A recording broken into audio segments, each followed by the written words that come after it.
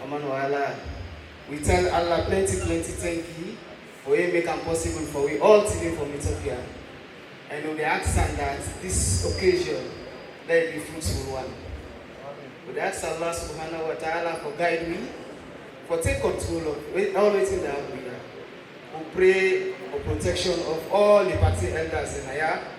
We ask Allah subhanahu wa ta'ala for make this glorious party become a big party in the entire West Africa. Allah take me back to power. Allahumma rabbana taqabbal minna innaka antas sami'ul alim.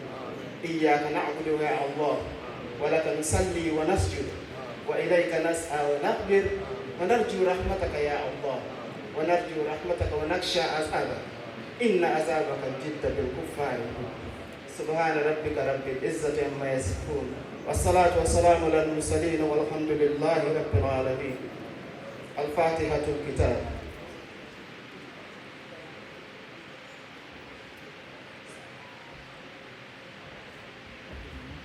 Thank you, Sheikh. We call on Mr. Tambambayo for leading the Christian prayers.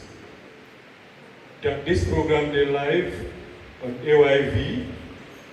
Of course, the link they go around. We can just tweet AYV live. We will get this program as they go. The peace of the Lord be with you all. Be mindful that God now one great God we get. There is no other God but the one and only God will make we all at the world and create everything in you how we imagine them and how we see and say he find like the world. And one thing about God, that he wants us all to live in peace. Even in Son Jesus Christ, where we the Christians, they follow, the last thing he tells the people them in the world, where we there and yet we get for camp, hereafter, he said, peace I live with you. Not as the world giveth, do I give unto you. Let not your heart be troubled, neither let them be afraid. Now with the sick in presence, and as we there so, especially one thing I notice, I see the word Naya, honest talk.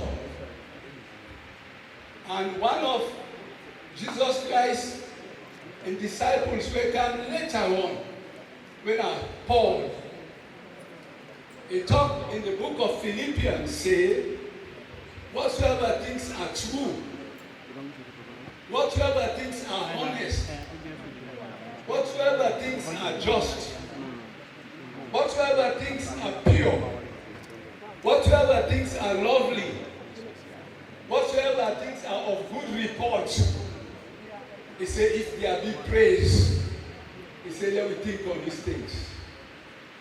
And I know say we always care. Honestly, now for fend away, as I say again, I see again, say future. Chatting, see a little future together. Irrespective of who say you do, who say come out, where you turn, how you turn. But charity begins at home. Love starts with yourself.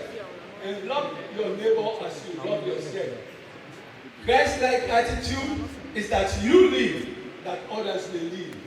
Not let you live and push other people live. So, we Lord and Savior Jesus Christ taught us that whenever we want to pray, let me pray in this manner. But let's be conscious of what we are saying, what the prayer is all about, and think about it seriously. As he teach me for say, our Father, who art in heaven, hallowed be thy name, thy kingdom come, thy will be done on earth as it is in heaven.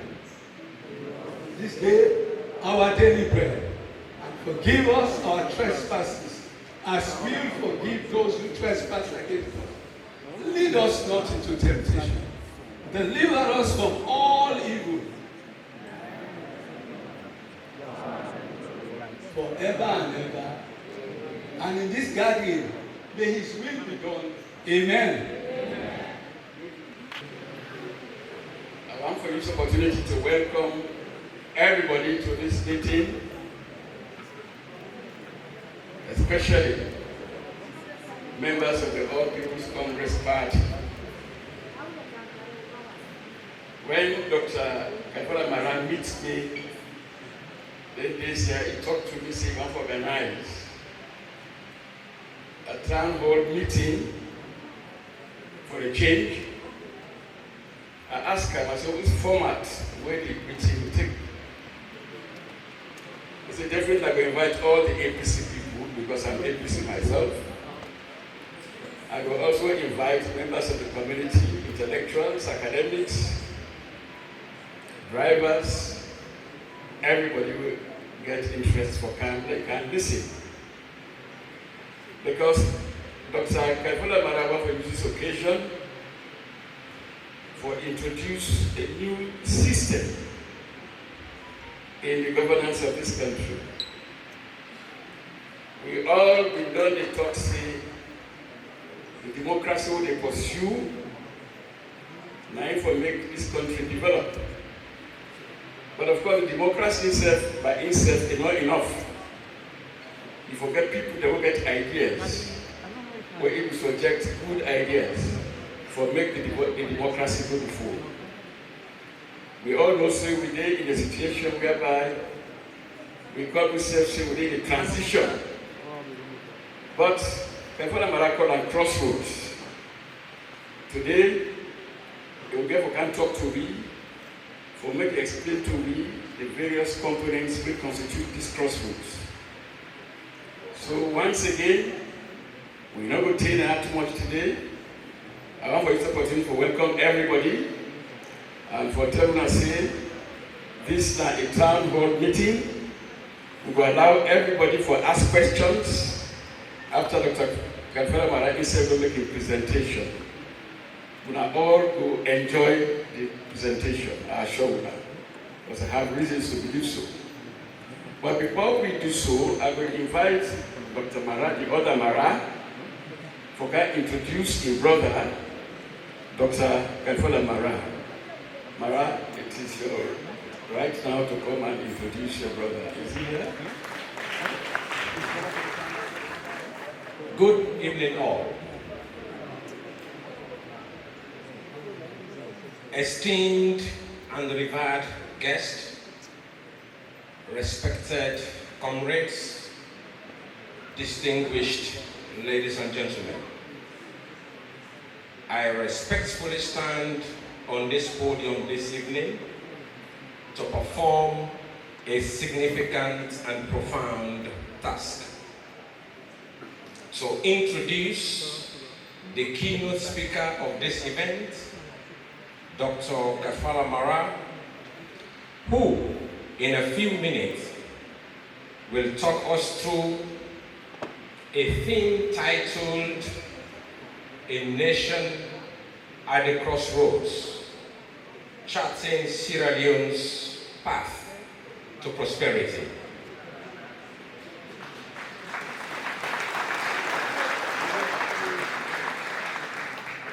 Thank you. Once a political pundit and a social commentator ascertained, and I quote, "In a time when our people struggle to believe in tomorrow, Dr. Kaifala Marah offers more than promises.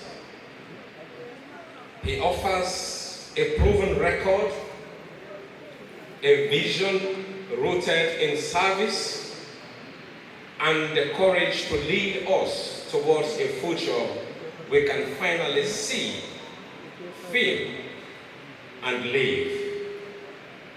To contextualize this in a more political, philosophical terms, I would say it is a political pragmatism and tangibility.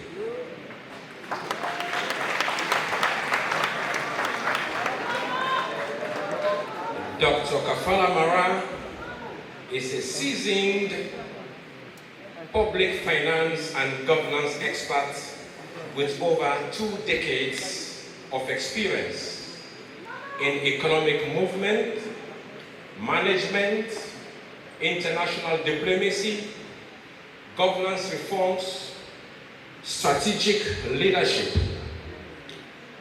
His career spans high-level positions both in Sierra Leone and globally as well, with a consistent focus on fiscal responsibility, institutional transformation, and nation building. Dr. Kaifala Marah served as Minister of Foreign Affairs and International Cooperation between 2017 and 2018, leading Sierra Leone's global diplomatic and developmental agenda, and chaired the African Union Committee of Ministers on Security Council Reform.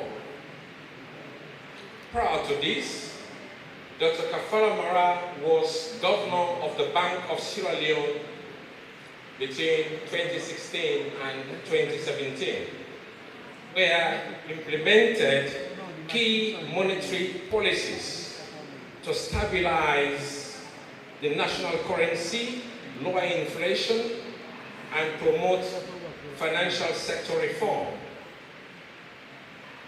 He also chaired the Committee of Governors of the West African Monitoring Zone, commonly called WAMZ. As Minister of Finance and Economic Development, an office he held between 2012 and 2016, he led implementation of the Agenda for Prosperity, a national development blueprint. Under his leadership, Sierra Leone saw improved budget discipline, strategic economic reforms, and global recognition.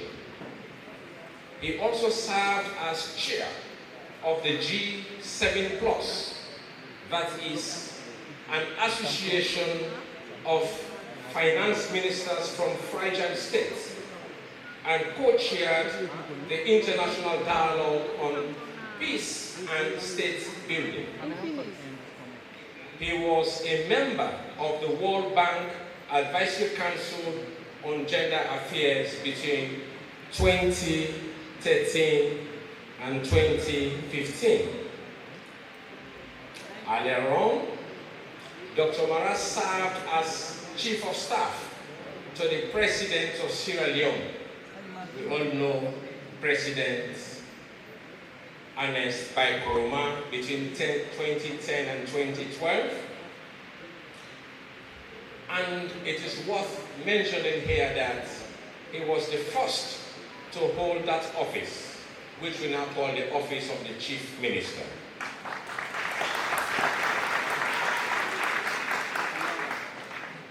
In that capacity, he coordinated cross-ministerial action on nation and national policy, advised His Excellency President Ernest Bai Koroma, and ensured implementation of the agenda for change through direct oversight of strategic and technical themes at the State House.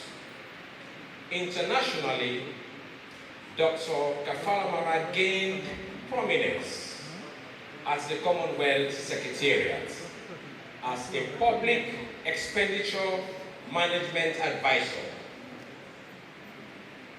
There and then, he provided policy guidance and technical support to finance ministries across Africa, Asia, the Caribbean, and the Pacific. He pioneered the Commonwealth guidance for public financial movements its self-assessment toolkit, and established knowledge networks like the Commonwealth Public Procurement Network. Dr. Marah also held legislative and public support positions in the United States of America, serving as a budget analyst and legislative aide in the New York State Senate, and a graduate fellow at the Center for International Development, where he worked on fiscal reform projects in Latin America and Africa.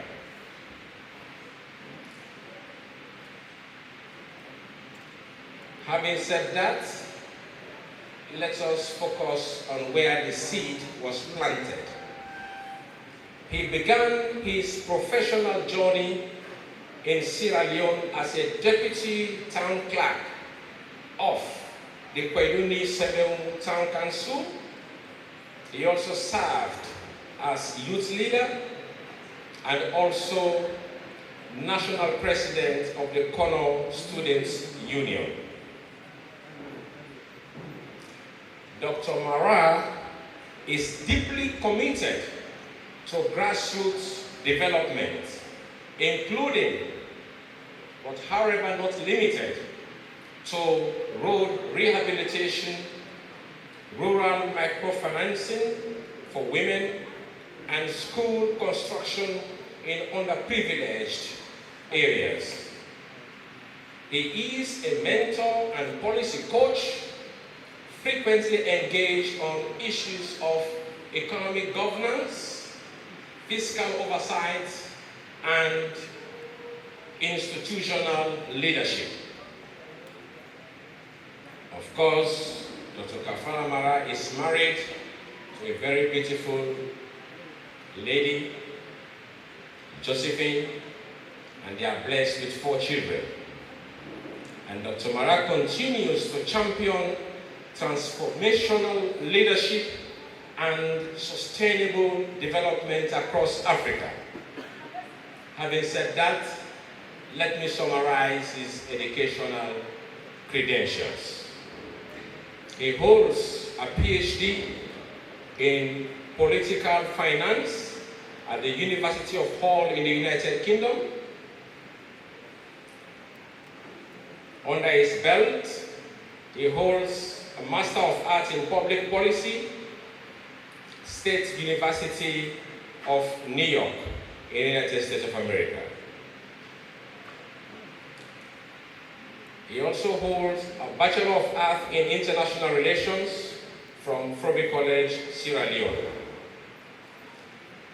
Few awards and recognitions, including but not limited to Excellence in International Student Leadership, Rockefeller College in 2023, the New Generation Leader in Africa, the African Leadership Network in 2012, National Role Model for Youth Award, Sierra Leone 2012, Dr. Kaifala Marah was listed among the 100 important or most influential persons in Sierra Leone that was covered by the Sierra Leone Ovation magazine. Having introduced him so far, distinguished ladies and gentlemen, I have the singular honor and privilege to welcome our keynote speaker of this memorable and historic event, as he shares his insights and vision, thereby dissecting, deconstructing, reconstructing, and quintessentially contextualizing the economic malaise and security challenges.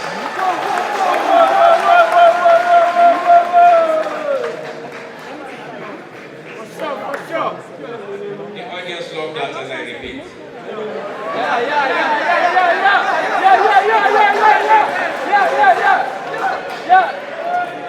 Distinguished ladies and gentlemen, I have the singular honor and privilege to welcome our keynote speaker of this memorable and historical event as he shares his insight and vision, thereby dissecting, deconstructing, reconstructing, and quintessentially contextualizing the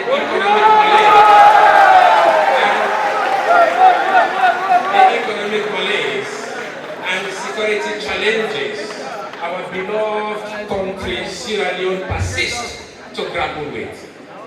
Nevertheless, as Dr. Kaifala Marah has a proven track record of exceptionalism, in his keynote speech titled "A Nation at the Crossroads, Charting Sierra Leone's Path to Prosperity," I am sure he will attempt to proffer solutions to the plethora of challenges confronting us as a nation state. At this juncture, therefore, distinguished ladies and gentlemen, respected comrades, please join me in welcoming the keynote speaker, my senior brother and mentor, Chief Dr. Kaifala Marah.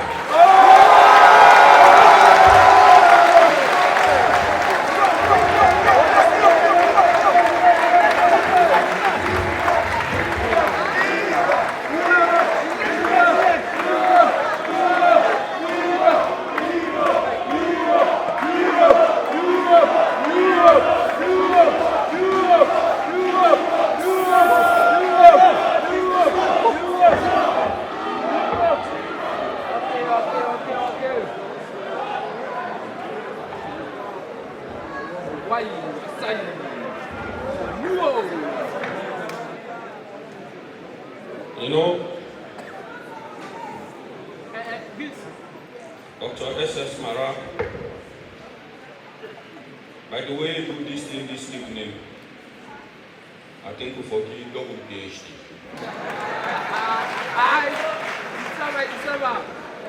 You deserve it. Yes. Mr. Fakole, thank you so much.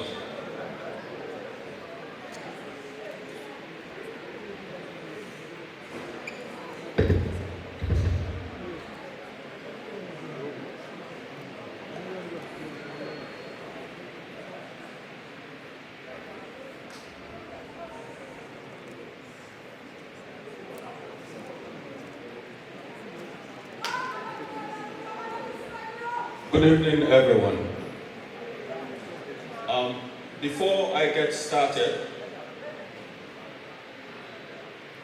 kindly allow me to allude to something very simple, an idea that we have broached and one that I wish that we nurture as well as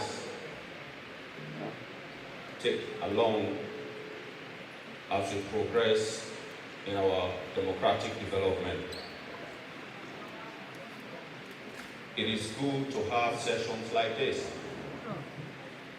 Conversations around national development shouldn't just take place in Parliament or in the room of cabinet or in political party offices.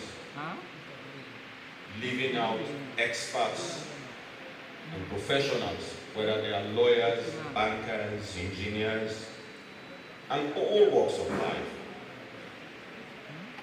Maybe, just maybe, forum of this nature that equalizes everyone, that invites people from all walks of life to sit down and cross-fertilize ideas, I strongly believe should be nurtured. I think it's the way to go. And so I'll put it this way, so that we all get exactly what I'm alluding to. And I learned this in Trinidad and Tobago. An inscription in the office of the Hilton Hotel. And it reads, If you have an idea,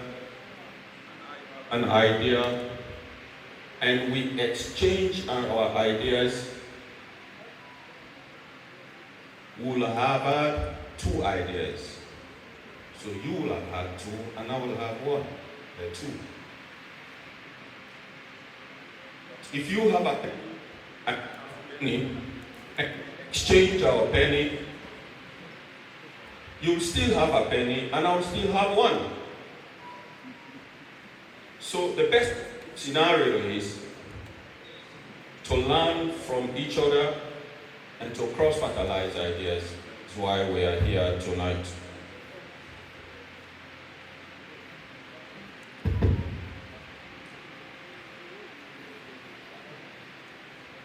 Distinguished professionals, esteemed business leaders, leadership of the All People's Congress Party, and other political party leaders, officials from government. I hope and I strongly believe they should be, and then they are here. Honorable members of Parliament,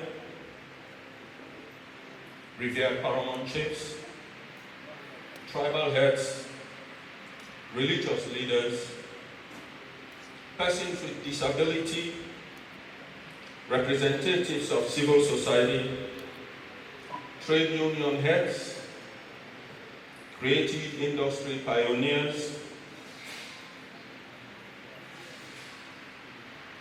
mayors and district chairpersons, as well as councillors, our dynamic youth, empowered women, and all stakeholders gathered here this evening, I want to say good evening. Tonight, I present a nation at the crossroads, charting Sierra Leone's path to prosperity. And so I stand before you tonight, not as a politician seeking your votes, but as a son of Sierra Leone, who has witnessed both the soaring heights of our nation's potential and the devastating depths of our current crisis. I come to you with 2 decades of proven experience in economic management, and international development. Having served our beloved in various capacities,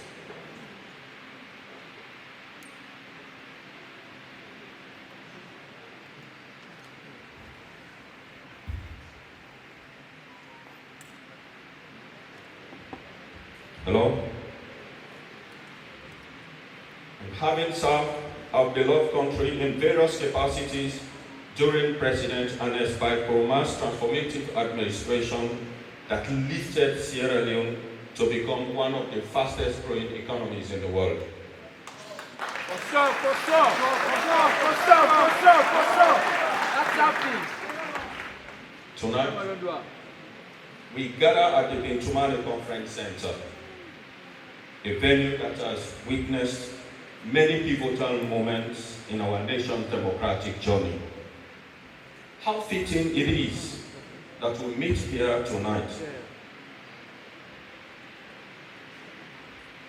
to confront the most pressing crisis of our time, and that is the economic collapse that threatens the very survival of our nation. For it is here, in this sacred space of democracy, that we must speak truth to power and chart a bold course towards the prosperity that our people deserve. The purpose of this town hall event is to lay the foundation for the culture of policy conversation that enables all walks of life to discuss critical policy matters and shared ideas. This evening, therefore, marks a new beginning in our public discourse beyond traditional press briefings. We are here not to engage in toxic politics that has plagued our nation, but to have an honest, evidence-based conversation about our economic future.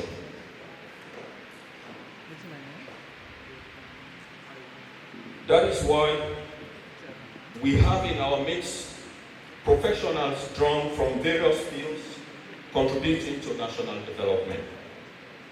This dialogue, therefore, represents an opportunity for government to hear from the opposition and all walks of life for policy enrichment. My fellow Sierra Leoneans, we stand at a crossroads that will determine the fate of our nations for generations to come. The path we choose will determine whether our children inherit a nation of opportunity and abundance, or one condemned to continue suffering for unfulfilled potentials. The choice before us is not merely political. Trust me, it is existential. It is about the very soul of our nation and our collective destiny as a people. The devastating reality of our economic collapse. My fellow Sierra Leoneans, let us be frank about what the government is refusing to acknowledge. We are not just in an economic crisis, we are witnessing the systematic deterioration of our economy.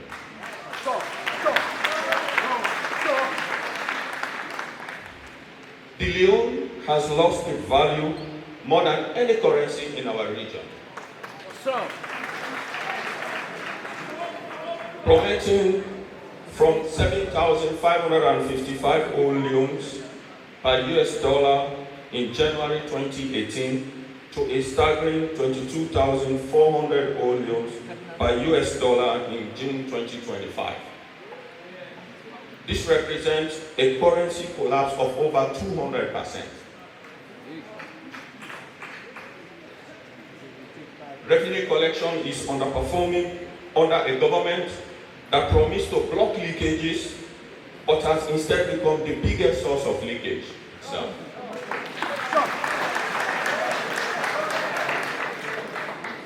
The government is spending far more than it earns, with a bloated wage bill that has grown uncontrollable since 2018.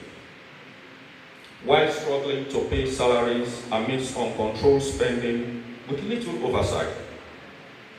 The endless and sometimes unnecessary foreign travels by government officials continue to drain our treasury whilst our people suffer.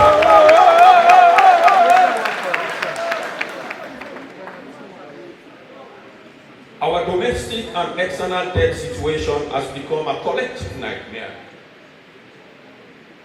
Both combined above $2 billion. Whilst yields on 364-day treasury bills have scaled back from 40% in 2024 to 16.8% in June 2025, this apparent improvement masks a deeper crisis. We shouldn't celebrate it, and I'll tell you why. Because the private sector has been completely crowded out of the credit market, and government remains saddled with the burden of debt created by years of high interest rates. With the Bank of Sierra Leone's monetary policy still at 23.75%, we must ask, if the government's appetite for domestic borrowing has supposedly reduced amidst weak revenue collection, what hidden mechanisms are keeping this government afloat? How is the government paying debts to contractors and suppliers when development partners have also turned off the tap on government? Ladies and gentlemen, the redenomination of the leone, driven by political consideration rather than sound economic fundamentals, has left our gross external reserves at a dangerously low level of 1.8 months of import cover, far below the 3 months adequacy threshold. This leaves our economy vulnerable to external shocks and undermines our ability to maintain any semblance of exchange rate stability. Excuse me. According to the latest World Bank data, our economic growth has slowed dramatically from 5.7% in 2023 to just 4% in 2024. Whilst the current administration attempts to blame external factors such as falling iron ore prices, we must ask ourselves, why have our neighboring countries managed to recover and stabilize while Sierra Leone continues to lag? The answer lies not in global market forces beyond the control of government, but it is owing to fundamental mismanagement and policy failures that have characterized the government's approach to economic stewardship. And there is a human tragedy behind this.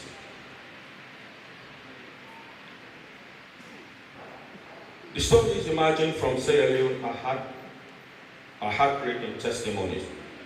When we speak of 80% food insecurity, we are talking about mothers who skip meals for their kids to eat, and elderly citizens who must choose between buying medicine and buying food.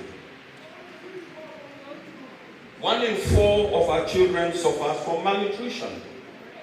1 in 4 of every child in this country suffers from malnutrition. Despite our nation's abundant fisheries resources. These are not abstract numbers. They represent the faces of our neighbors, our relatives, and our fellow citizens who go to bed hungry in a country that is supposed to be flowing with milk and honey. The 25% child malnutrition rate represents a generation of Sierra Leoneans whose physical and cognitive development is being stunted by policies that prioritize political expediency over human welfare. The delay in salary and pension payments has become a routine that reduces the dignity of our public servants and retirees. Teachers, nurses, police officers, the military and civil servants who dedicate their lives to serving our nation endure the humiliation of unpaid and delayed wages whilst watching government officials travel overseas in luxury.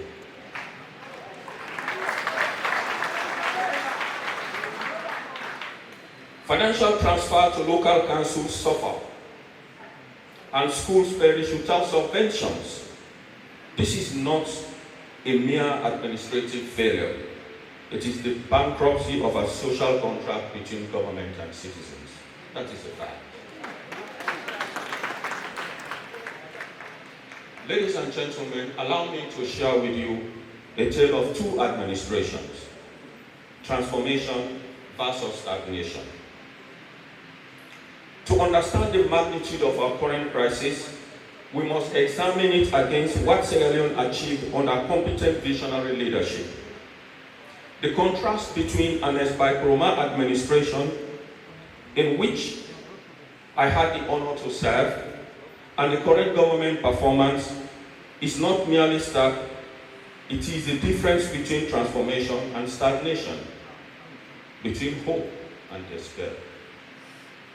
During President Nkrumah's tenure, Sierra Leone was recognized as one of the fastest growing economies in the world, achieving an unprecedented GDP growth. We achieved unprecedented GDP growth of 20.8% at peak. This was not luck or accident. It was the result of deliberate policies, strategic investment, and competent economic management. Even when faced with the devastating dual shocks of the Ebola epidemic and the collapse of iron ore prices, such as GDP dipped from 20.8% to a negative 6%, the Nkrumah administration demonstrated resilience and effective crisis management that enabled the economy to recover strongly, achieving 6.3% growth by the time we handed power in 2018. We admitted as a government that growth had been decimated by the twin shocks. We admitted the fact. And we introduced corrective measures. The President also enabled real-time audit by the Auditor General in the middle of the Ebola crisis. What an excellent demonstration of transparent and accountable leadership. Well, Sierra Leoneans have witnessed the reverse. That same Auditor General was suspended and removed from office by the same administration for doing her job.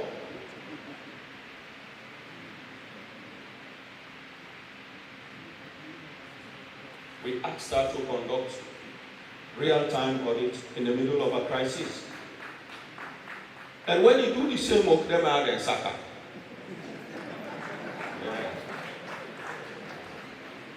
in the energy sector, the infrastructure achievements of the Koroma era stand as monuments to what visionary leadership can accomplish. We delivered over 1,000 kilometers of paved roads, connecting communities and facilitating trade across our nation. In stark contrast, the current administration has managed less than half of that achievement, despite having 7 years to build on the foundation that we laid.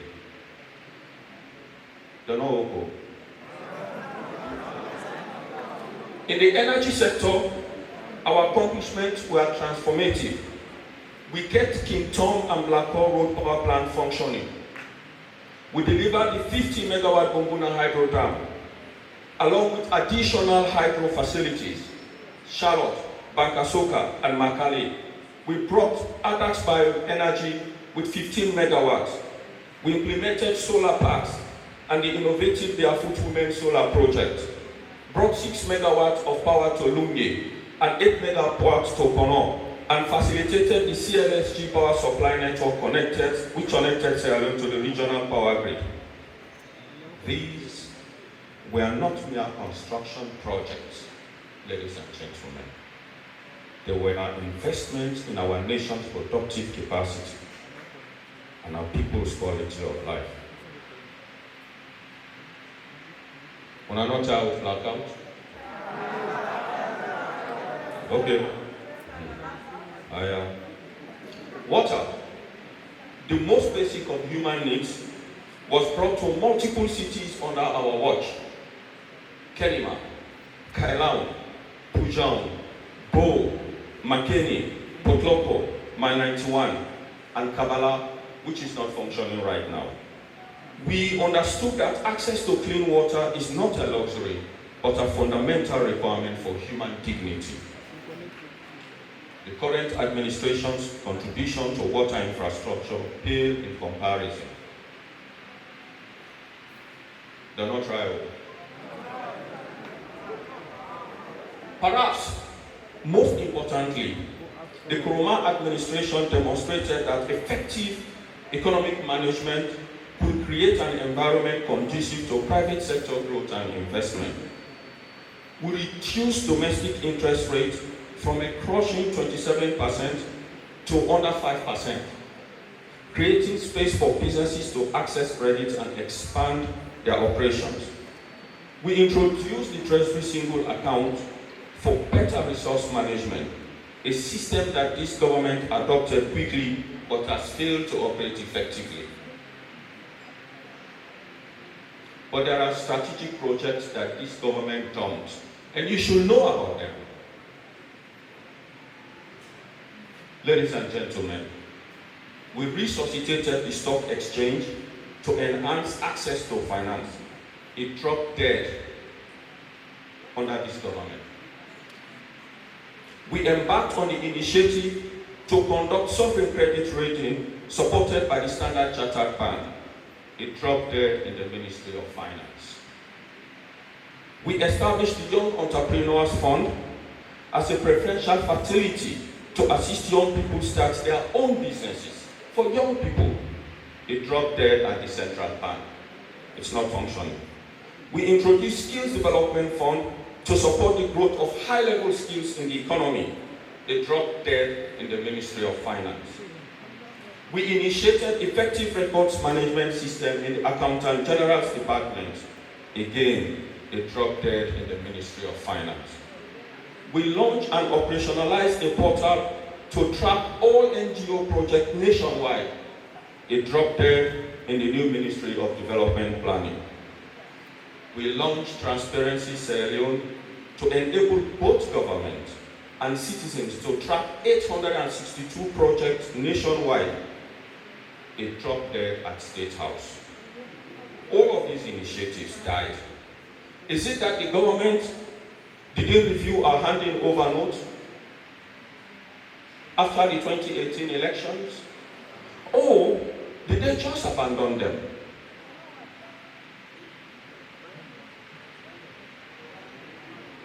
I leave that to you to ponder.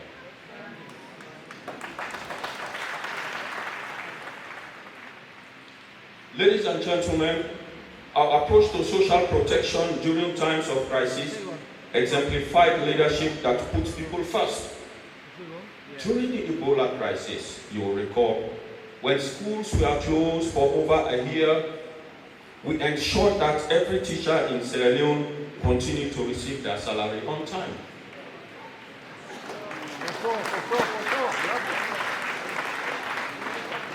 We maintained all government employees on the payroll, understanding that in times of crisis, government must be a stabilizing force, not an additional source of uncertainty and hardship. Most tellingly, we implemented policies that directly benefited ordinary Sierra Leoneans. We waived duty on rice, understanding that the cost of staple food directly impacts every household in our nation. In stark contrast, the current administration imposed unjustified tax increases on rice in 2024. Rest India, further burdening a population already struggling with highest inflation rate in our nation's recent history.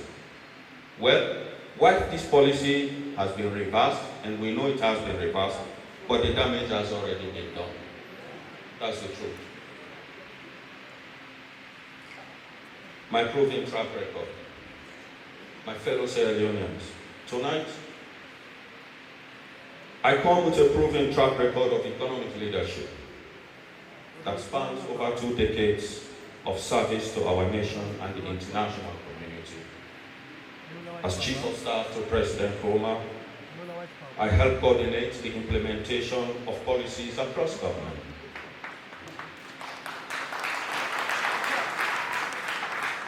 As Minister of Finance and Economic Development, I directly manage fiscal and monetary policies in collaboration with the central bank that brought inflation under control at 6.4% and created an environment for sustainable growth. Working in collaboration with the Bank of Sierra Leone, we recapitalized our ailing banks. We saved the Sierra Leone Commercial Bank and then the Rokel Commercial Bank, both of which are dividend-paying banks today. My experience as Minister of Foreign Affairs and International Cooperation provided me with the diplomatic skills and international networks necessary to attract foreign investment and development assistance. Beyond our borders, I've served as chair of the G7+ organization, representing 20 fragile and conflict-affected states in dialogue with international financial institutions and development partners. I have co-chaired the International Dialogue for Peace Building and State Building, helping to shape global approaches to post-conflict recovery and development. I have served on the World Bank Advisory Council on Gender and Development, contributing to policies that promote inclusive economic growth. I've served as advisor on public expenditure management at the Commonwealth Secretariat in London, where I provided training and advisory service to developing member countries across the world. This experience has given me unique insight into what works and what doesn't work in economic development.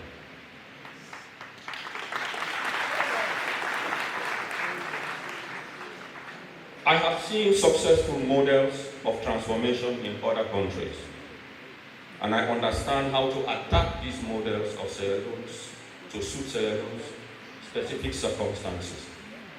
I have a relationship and credibility with international partners that are essential for mobilizing the resources our nation needs for sustainable development. Immediate action recommendations to save our nation. Ladies and gentlemen, the current situation demands immediate action. Revenue is underperforming, expenditure is uncontrolled, compounded by an increasing wage bill and unreasonably high rates of travel. The government's borrowing appetite remains high, with no credible strategy to manage domestic borrowing that comes with uncomfortable high costs. Our foreign reserves have been depleted, and support from development partners has slowed as they are waiting for ongoing negotiations between the government of Sierra Leone and the International Monetary Fund, that is the IMF. So nothing they happen right now. No partner will pull 1 cent until government don't settle them problems with the IMF. That's way bad. Drawing on my experience in managing Sierra Leone's economy, during both good times when we achieved record growth and difficult times when Ebola decimated our economy, I propose the following immediate actions for the consideration of government.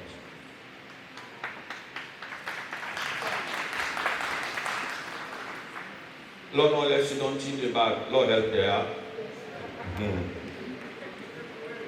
First, fiscal rationalization. The Ministry of Finance must conduct comprehensive fiscal rationalization of both expenditure and the revenue streams. Government must review all areas of expenditure to achieve efficiency, reduce waste, and streamline recurring spending, as well as block leakages. These include eliminating non-essential travels, unnecessary conferences, and other wasteful expenditures. The review must not be limited to expenditure alone. The ministry, in collaboration with the National Revenue Authority, should examine the tax exemption regime to enhance revenue collection. I suspect, ladies and gentlemen, that tax exemptions are killing revenue at the ports. And so are excess tax exemptions for mining companies depleting government earnings. Fiscal rationalization was one of the first policies I introduced when I was appointed Minister of Finance and Economic Development. During my first 6 months as Minister, we adopted a 6-month zero borrowing policy, through which we achieved significant interest savings by scaling back interest rates below 5% on all tenors in the domestic security market. For example, the yield on 364-day tenor dropped from 27% to under 5%. These deliberate and complementing actions created fiscal space. As a result, we paid the highest minimum wage in the history of the country. We paid the highest minimum wage in the history of the country and increased salaries for members of parliament, for teachers, for nurses, the military, and the police. We increased allowances of councillors in local councils. We started paying monthly salary to paramount chiefs. Immediately after these sound policies, we pursued the Treasury single account to consolidate government revenues. I recall President Bio was quick to claim this as part of his leakage blocking campaign. And I remember when that said Treasury single account to the block leakage. He grabbed the Treasury single account. What do you know? Now we better.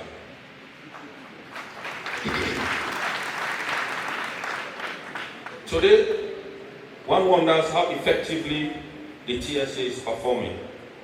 If it is not as originally designed, I'll urge the Ministry of Finance and the NRA to keep track of the transit account in commercial banks. Our second proposal, presidential commitment. Fiscal rationalization requires the full support of the President. I enjoyed that support from President Ernest Bai Koroma, and it was crucial to our success. At this juncture, I humbly wish to call on the President to review the travel policy of the Presidency and reduce overseas travel.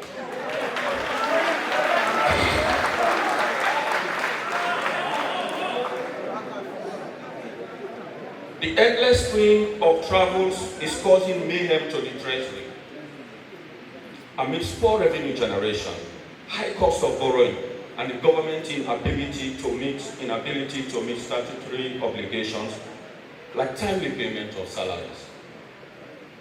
The frequent travels of the President come with the following implications. First, it opens a floodgate of travels. Everyone else travels. No control. Second, it loosens the grip of the President on affairs of state. How? Because his absence kills the sense of urgency in government.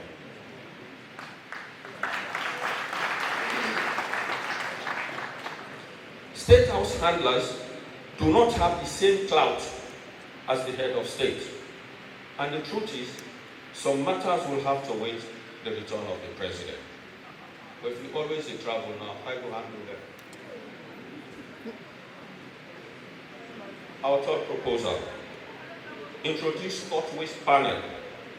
To sustain fiscal rationalization, the Ministry of Finance should establish a court waste panel comprising senior budget officials, retired civil servants, etc., to conduct comprehensive audit of government spending, identify waste and inefficiency, and recommend cost-saving measures.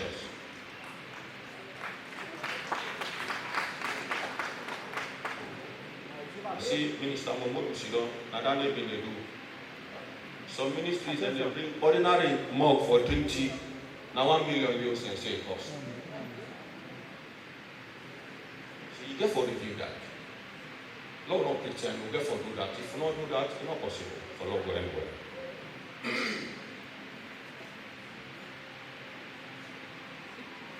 4, review the wage bill. Continuing our examination of the wage bill crisis, it is essential to acknowledge a fundamental principle of economic governance. Government cannot and should not attempt to create all employment opportunities within a nation. Rather, the government's primary responsibility is to create an enabling environment that allows the private sector to flourish and generate sustainable employment for citizens. However, when the government stifles the private sector environment through excessive regulation and hostile policies, it inevitably finds itself compelled to create artificial employment opportunities for party loyalists by establishing new, often redundant institutions. This approach not only bloats the public wage bill, but also creates unnecessary layers of bureaucratic confusion that impedes effective governance. The current administration's approach exemplifies this dysfunction. Through punitive taxation regime and the inconsistent application of investment policies, the space for private sector growth has become increasingly constrained and hostile. Faced with this challenge, the government has resorted to the creation of multiple agencies and institutions, placing unnecessary pressure on an already strained national budget. The proliferation of these agencies has created a bureaucracy with overlapping mandates and conflicting jurisdiction. Consider, for instance, the array of institutions with intersecting responsibilities in land and environment management. There is a Ministry of Lands. This government created a Lands Commission. There is an Environmental Protection Agency. Again, they created a Ministry of Environment. These entities must somehow coordinate their activities within a framework where interagency collaboration is notoriously narrow in scope and painfully slow. This institutional proliferation represents the antithesis of effective job creation. Rather than generating meaningful employment opportunities, they contribute to national development.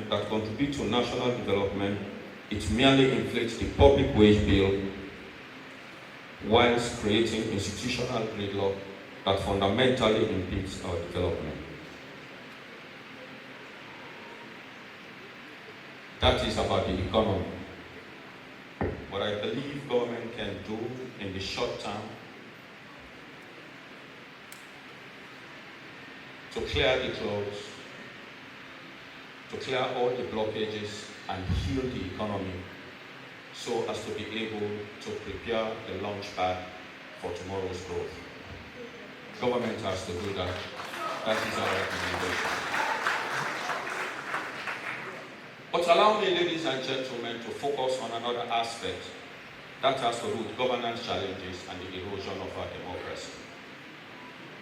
Ladies and gentlemen, our nation's crisis extends beyond economic mismanagement alone. The crossroads at which Sierra Leone finds itself encompasses fundamental challenges in governance, security and law enforcement, and electoral reform, issues that lie at the very heart of our democratic survival. Since 2018, our country has witnessed a systematic nationwide campaign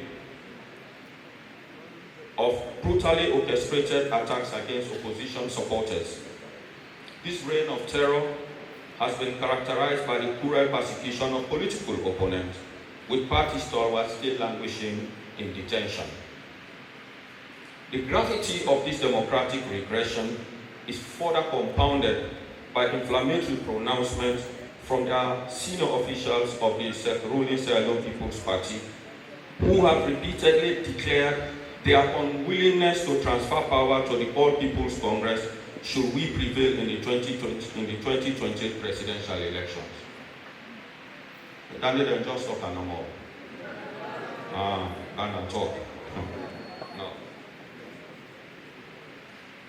The government has, on numerous occasions before, during, and after the 2023 elections, made illegal use of military aid to civilian power, resulting in the deployment of state security forces against defenseless civilians and indirect contravention of our laws.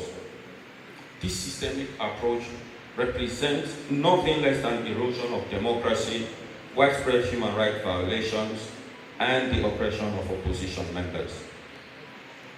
Our judiciary, once the guardian of constitutional democracy, has fallen victim of state capture, with judicial decisions increasingly divorced from legal precedent and constitutional principles. Law enforcement agencies have been similarly compromised, as have numerous civil society organizations and non-state actors who should serve as bullets against authoritarian overreach. However, I must pause here, ladies and gentlemen, to invite you all, esteemed, to recognize and applaud those courageous lawyers who demonstrated remarkable integrity by standing firm against the institutional manipulation of the Bar Association.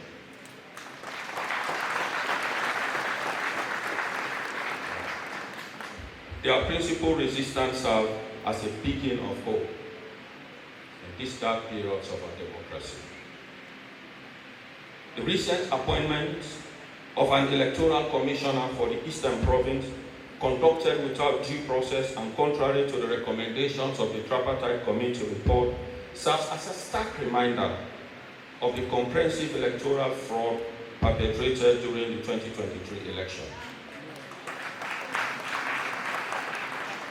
And I wish to state categorically that such manipulation will not be tolerated in the 2028 election.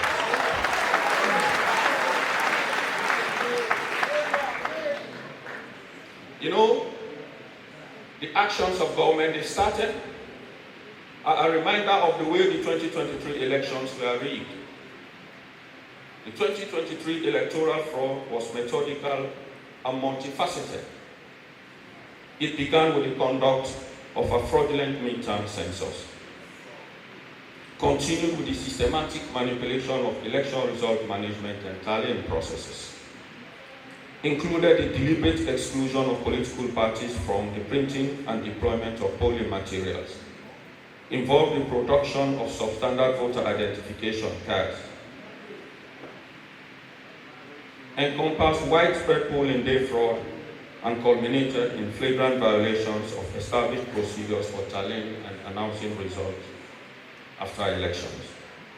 It has become abundantly clear that the government's deliberate, skewed, manipulative, dilatory approach to implementing the recommendations of the Tripartite Committee report must be addressed immediately and comprehensively. And I wish to state firmly that the conduct of the 2028 election must be done in strict accordance with our laws and that of the recommendations of the Tripartite Committee. The integrity of our democratic process depends on our collective commitment to ensuring that never again will Sierra Leone electoral system be subjected to such systemic abuse. The time for half measures and political accommodation has passed. We've accommodated them too long. Our democracy demands nothing less than complete adherence to international standards of electoral conduct.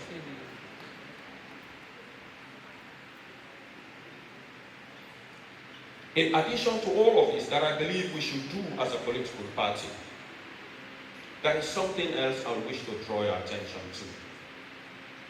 And it is sad, it is a shame, but that's the reality. The toxicity of our politics and the deep animosity between the APC and the SLPP since independence account for the painful and slow pace of our development over 6 decades. This was exacerbated by the 11-year civil conflict and deepened by the rigging of the 2023 elections, which has eroded trust between the two main political parties. You know, when a nation finds itself in such a conundrum, there must be a team of eminent persons who can speak truth to power and provide advice as the conscience of state. Sadly, this is lacking in Sierra Leone, as the toxicity of our politics has permeated even the religious bodies and all stakeholder institutions. And so therefore, all religious bodies, all institutions, everyone, no need for tell people through when things they go wrong in the country.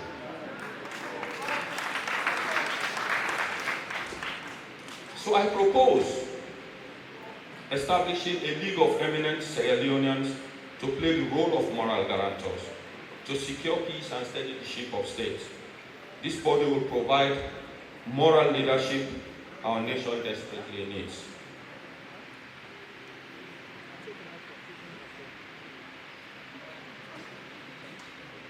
Ladies and gentlemen, that is on our democracy, our rule of law, and everything that has to do with our right.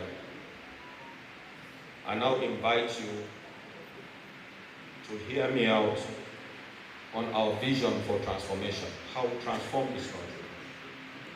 Recall, in 2023, I shared with this country our vision of New Hope, a document that I launched. And trust me, that has been reviewed. And what I'm presenting to you here now is just a summary of what the vision will look like. It's a summary. And I call them the 5 pillars of economic revolution.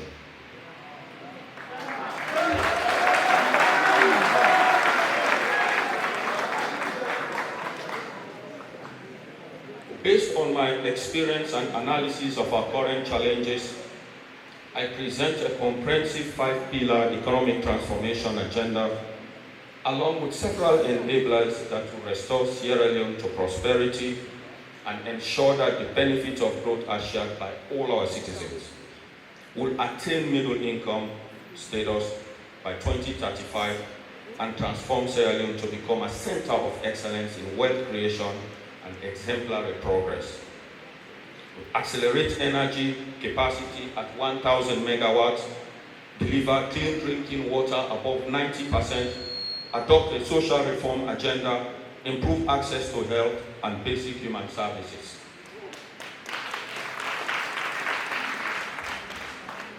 Pillar 1, strong macroeconomic foundation, fiscal discipline, and government efficiency. We will immediately work towards achieving a strong macroeconomic foundation, backed by comprehensive fiscal discipline through the Pot Waste Panel, among others, and implement a debt sustainability framework that ensures our borrowing remain within our manageable limits. We'll restore the Treasury single account to its intended function and implement modern public financial management systems that track expenditure in real time. We'll embark on effective revenue mobilization, for example, increasing revenue in the fisheries sector from its current deteriorating trend. We'll invest in mobile tax platforms, e-invoicing systems, and electronic fiscal devices to modernize our tax collection. Every business, whether formal or informal, will be digitally registered and fairly contribute to national development.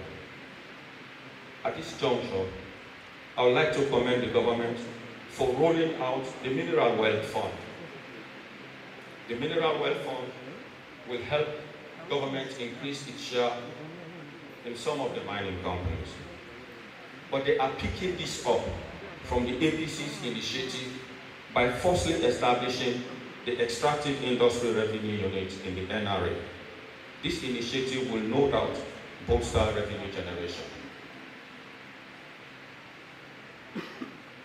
Pillar 2, private sector development and investment promotion will create an enabling environment for private sector growth by eliminating bureaucratic barriers, streamlining business registration processes, and implementing investor-friendly policies, including aftercare services. We'll build on the special economic zones. We started that, and this government also continued to build on that with modern infrastructure and create venture capital funds for small and medium enterprises, particularly those led by women and young entrepreneurs.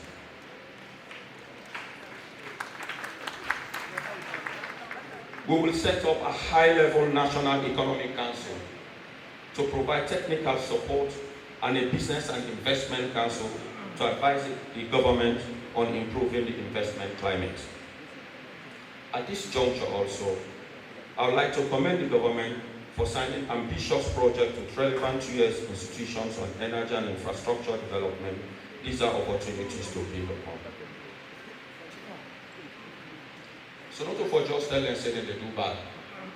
When they do good, we acknowledge that. But the bad, you go fast, the good. Pillar 3, agricultural transformation and food security. It is unacceptable that a nation blessed with fertile soil and abundant rainfall should have 80% of its population facing food insecurity.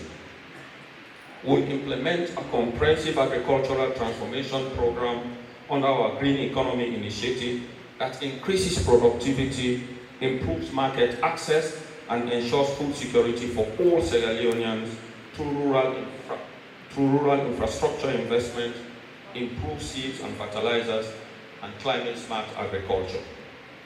We'll roll out an ambitious agricultural program enabled by the nationalization of land. Yes, we'll nationalize some land for large-scale agriculture and commercial agriculture, and we'll establish a bank for agriculture and industry and leverage our comparative advantage, such as in cassava and rice production.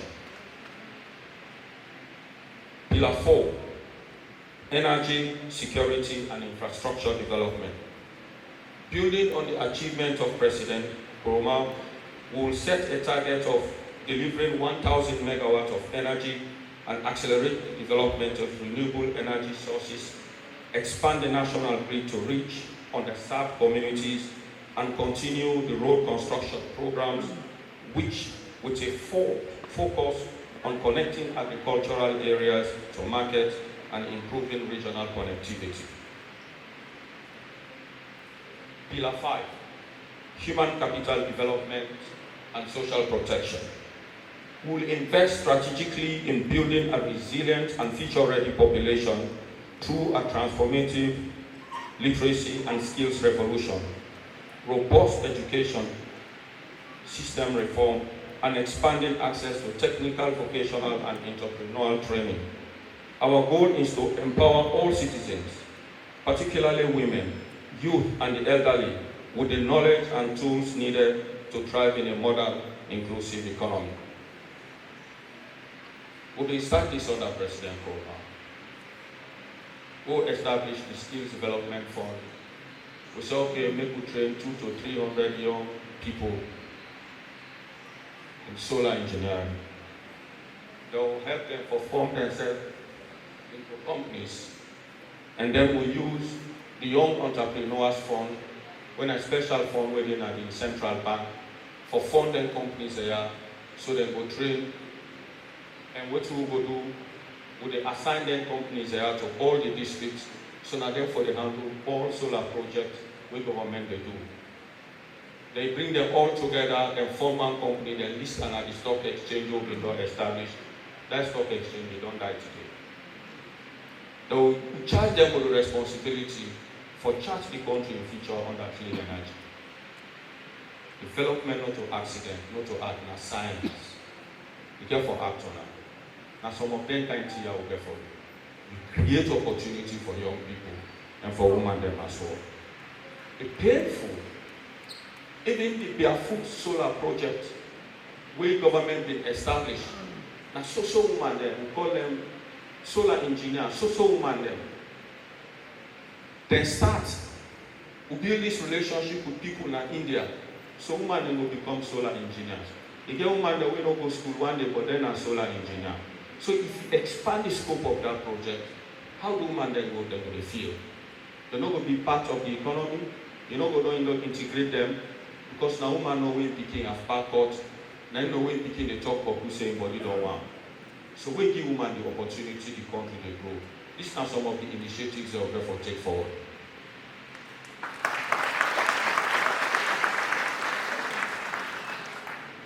This pillar includes the rollout of comprehensive social protection systems, such as universal health coverage and target support for vulnerable populations, including the elderly and persons with disability.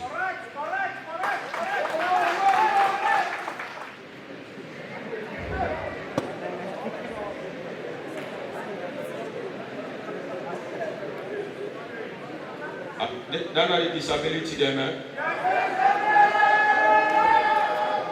Okay, well, even inside the tripartite report, one of the things we say that people with disability, political parties for make chance for integrate them in elections so that they self-defend themselves in elected offices.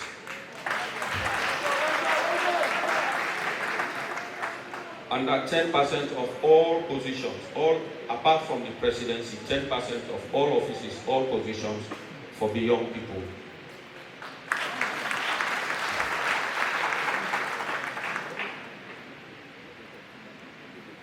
By aligning human capital development with a long-term national goals, we aim to position Sierra Leone as a hub of innovation, productivity, and social equity, ensuring no one is left behind in our journey towards sustainable growth and national transformation.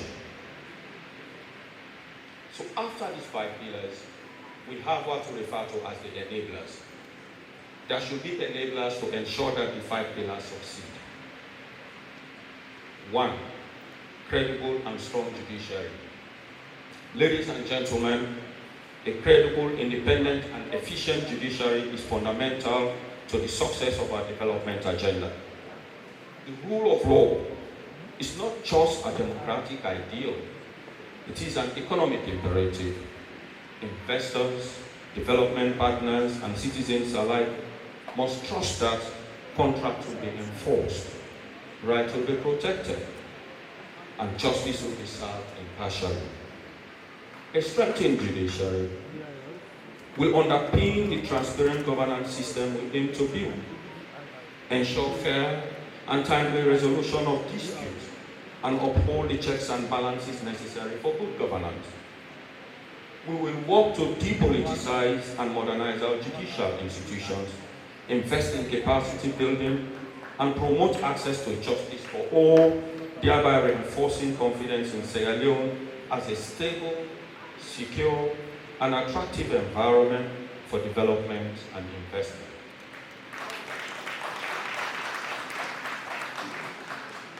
If we fail to fix that, we are done. When businesses don't get confidence in the judicial system, they don't get confidence say you respect the contract where you government don't sign, they're not a come. Now fly-by-night contractors they come, people will don't know anything, but we will come to give one money and go. So forget credible investment for move the country forward, ladies and gentlemen. We need this kind of reform, and this will there for you. Number 2, leveraging creative and digital transformation, technology, sports, talent, and entertainment for development. And we call this the white economy. The future economy will be increasingly digital, and Sierra Leone must boldly embrace innovation to secure our competitive future. Our strategy for digital transformation will focus on using technology as a catalyst for inclusive development, solving local challenges, creating jobs, and opening access to global markets. We will invest in the expansion of tech hubs and innovation incubators across the country to nurture talent for startups, entrepreneurs, women, and the youth.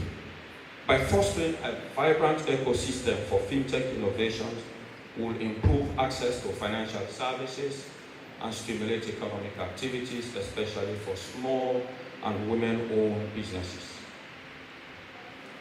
Digital literacy will be embedded in our national education system, ensuring that our youth are equipped with future-ready skills, including coding, AI, data science, and cybersecurity.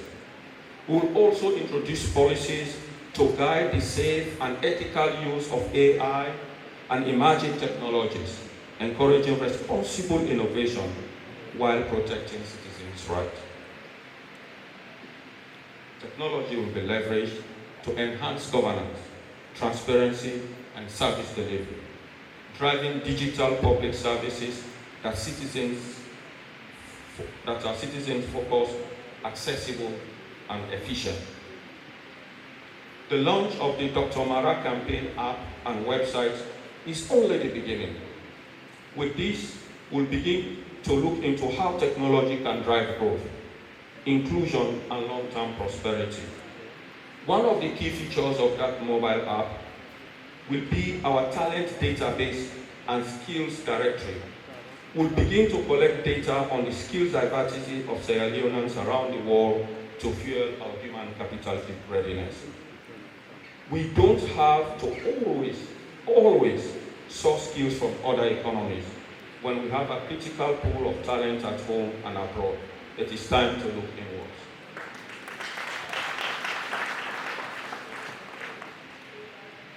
Let me explain this a bit. So, want to fix the challenges for access to water, and you are looking for experts. And so what you do is, you reach out to the World Bank or ECOWAS or the Islamic Development Bank or African Development Bank to send you experts. They come, they do pre-feasibility, they finish with that. Someone again comes, reviews that, and then they do the proper feasibility study. Then they conduct environmental impact assessment, they do their cost-benefit analysis, how many months? 36 months, sometimes 3 to 4 years. Why? Because you do not have the experts in your country. But the reality is Sierra Leone has grown. We have experts around the world, but we do not know where they are. So what this mobile app is about is to create a platform for Sierra Leoneans all over the world to register their skills, where they are and what they can do.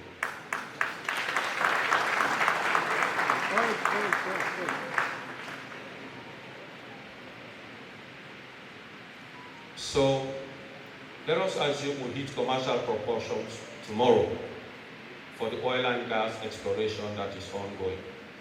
Question is, where are our experts? Because that was the way to go study oil and gas, not to oil and gas, and the story of oil and gas. You know to chemical engineer, you know to hydraulic engineer, I don't know nothing. So that they will come manage them for you. Not Ghanaians and Nigerians. But with this app, you never know Sierra Leoneans and then at the world.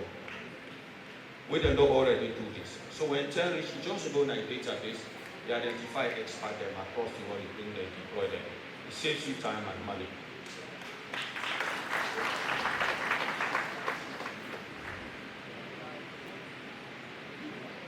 Africa's creative industry generates 4.2 billion annually and runs faster than any other sector. UNESCO projects it could create 20 million jobs and generate 20 billion annually. We will therefore harness sports, talent and entertainment industry to drive change and innovation for growth, especially among young people.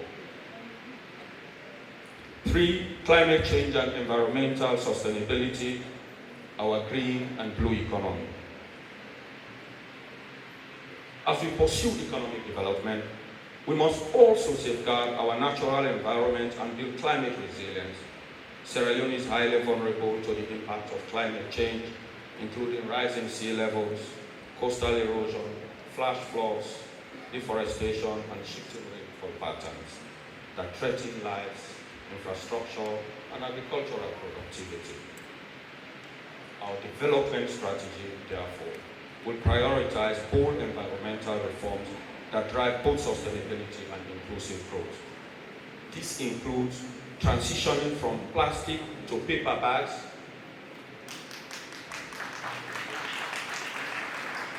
investing in waste energy, in waste-to-energy technologies to turn garbage into clean power, and promoting a circular economy that minimizes waste and maximizes resource use. We don't tell Obama. What about the one year upgone? He take the one and they turn them to clean energy. Clean the place of their lights back. So if you don't come with their ideas, and they will not go no side. And we'll continue for see. We'll expand renewable energy access, particularly solar and hydro, and implement climate-smart agriculture to boost food security while protecting our ecosystems. Our approach will also revamp Sierra Leone's green economy through large-scale reforestation and sustainable land use, and strengthen our blue economy by sustainably managing marine resources, coastal tourism, and fisheries. Through ecotourism, protected biodiversity, environmental research, and green job creation will ensure that environmental sustainability becomes a foundation, not a barrier for economic prosperity and intergenerational equity. Number 4, restoring international confidence and partnership. The international community now gets confidence in we all. I hope you know that. If you don't know that, ask anybody where they travel. Let them tell you what we hold salon passports, how many times and they embarrass them. So we need to change that perception.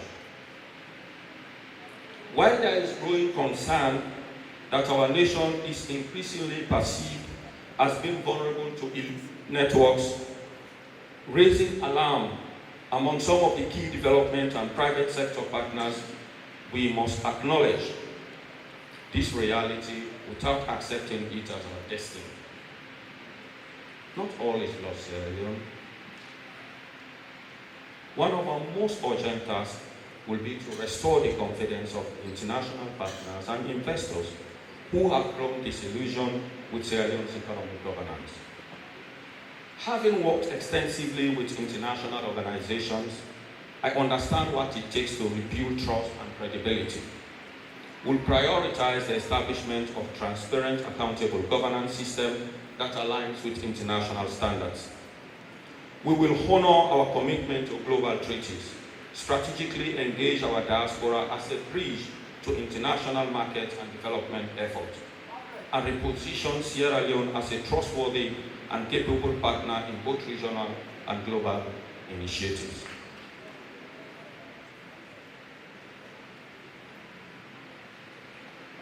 So I talk about the diaspora. The diaspora gets a lot for contributing. Me no dey go na WhatsApp groups, so no more. But whether na the diaspora or na Sierra Leone, we go through the groups and na plenty halala. They don't time for challenge the diaspora. Now form special purpose vehicles for support some projects or some programs. Whether na energy or na for build affordable homes. We get for do that. But we get for able to organize the diaspora.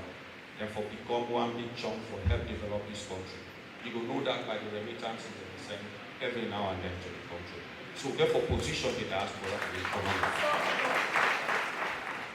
Well, we said all of this. But are we a peaceful country? Are we okay? Are we fine? No. So that's another challenge. We have to find a way to address that. And I call it a call to unity and collective action. I say this because being a big chair of the G7 Plus, of 20 fragile states, we don't go through conflicts and don't get issues and challenges. Whether an issue in Central African Republic after elections or a confusion in South Sudan, or waiting they happen in Afghanistan or in Yemen, we've been there at the center of things today. But trust me, without peace, you know we'll go forward. So they draw on their experiences and they foresee what we will do for leverage peace in our country. My fellow Sierra Leoneans, the challenges we face are significant, but they are not insurmountable. Throughout our history, we have demonstrated remarkable resilience. We survived a brutal war and emerged stronger. We overcame the Ebola epidemic and rebuilt our communities. We have the strength, wisdom, and determination to overcome our current economic challenges and build the prosperous nation we all envision. But we cannot do this alone. We cannot do so without peace. We cannot do so without unity. The divisions that have weakened our nation must be healed. We must put aside personal ambitions and petty grievances in service of the greater good. We must remember that we are all Sierra Leonean first, and that our shared destiny transcends political affiliations and regional loyalties. I call upon every professional here in this room tonight to use your skills and expertise in service of our nation. I call upon every business leader to invest to Sierra Leone's future and create opportunity for our young people and our women. I call upon every civil society here tonight to hold leaders accountable and ensure they deliver on their promises. I call upon every trade union to work towards creating an economy that provides decent work and fair wages for all. To our creative industry pioneers, your talents and innovations are essential to our nation's soft power and cultural identity. To our dynamic youth, and I see many of you You are not just leaders of tomorrow, but you are the change agents of today. To our empowered women, I say so empowered. Your full participation in our economy and politics is not just a matter of justice, it is an economic necessity. At this juncture, ladies and gentlemen, allow me to conclude.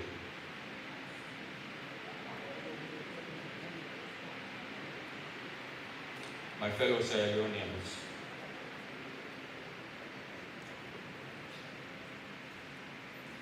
as I conclude my remarks tonight, I want to leave you with a sense of hope and possibilities. Yes, our challenges are significant, but our potential is even greater. We have the natural resources, the human capital, and the strategic location to become one of Africa's prosperous nations. What we need is leadership, strong leadership that can unlock this potential and channel it towards sustainable development. The choice before us in 2028 is clear. We can continue down the path of economic mismanagement, policy inconsistency, and declining living standards, or we can choose a new path based on proven policies, experienced leadership, and a comprehensive vision for transformation. We can choose to remain trapped in the circles of poverty and dependency, or we can choose to break free and claim our rightful place amongst prosperous nations in this world. Sierra Leone deserves better. Our children deserve even better. Our future deserves the most. Together, all of us, we can build the Sierra Leone of our dreams. A nation where prosperity is shared and opportunities are abundant, and every citizen can live with dignity and hope.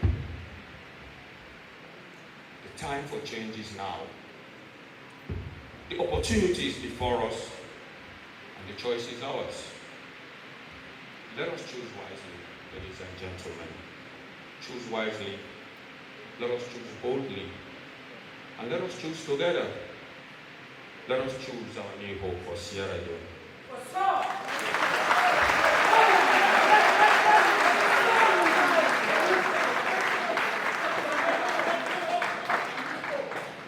Because all of us tonight can see the sun rising again.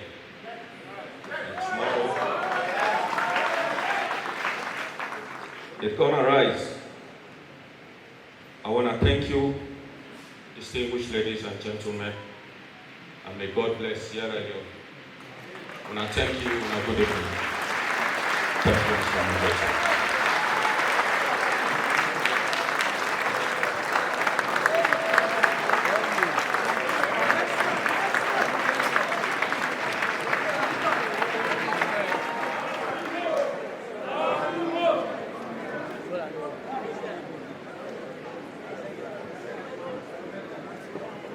Can we have our seats, please? Can we take our seats, please? Can Mr. Adibu Jallo come over here to help me handle this other segment of this program? Mr. Adibu Jallo.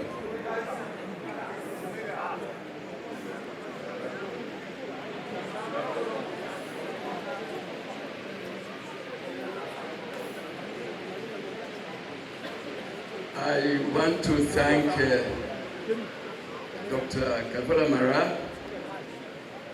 We have our own vice chairman of the APC who can equally take him on in the use of fanciful English. So thank you very much, Dr. Marah. The second segment will take the form of questions, and you are at liberty to ask questions, and Dr. Marah will be prepared to respond to those questions. And we will commence the question time. So if you have any question to ask, ladies and gentlemen, all you need to do is to put your hand up and you'll be identified and you'll be given the opportunity to ask the question. So we are going to start because we cannot waste further time. Mina Honorable Abubakar Fofana, Member of Parliament. When somebody talks on the economy, I always feel good and wish for contribute. Sometimes they go in Parliament and without chair of this program asks about school, say, did you see this coming? When I describe the Kunkum budget of the SMP. So I resonate with you tonight to have these questions for you, not in terms of flag bearer, but in terms of think tank for Sierra Leone. Given the downturn of our economy, can you go able to tell me the indicators we will give hope for say yes, indeed, we can do it better compared to God bless you. Stop.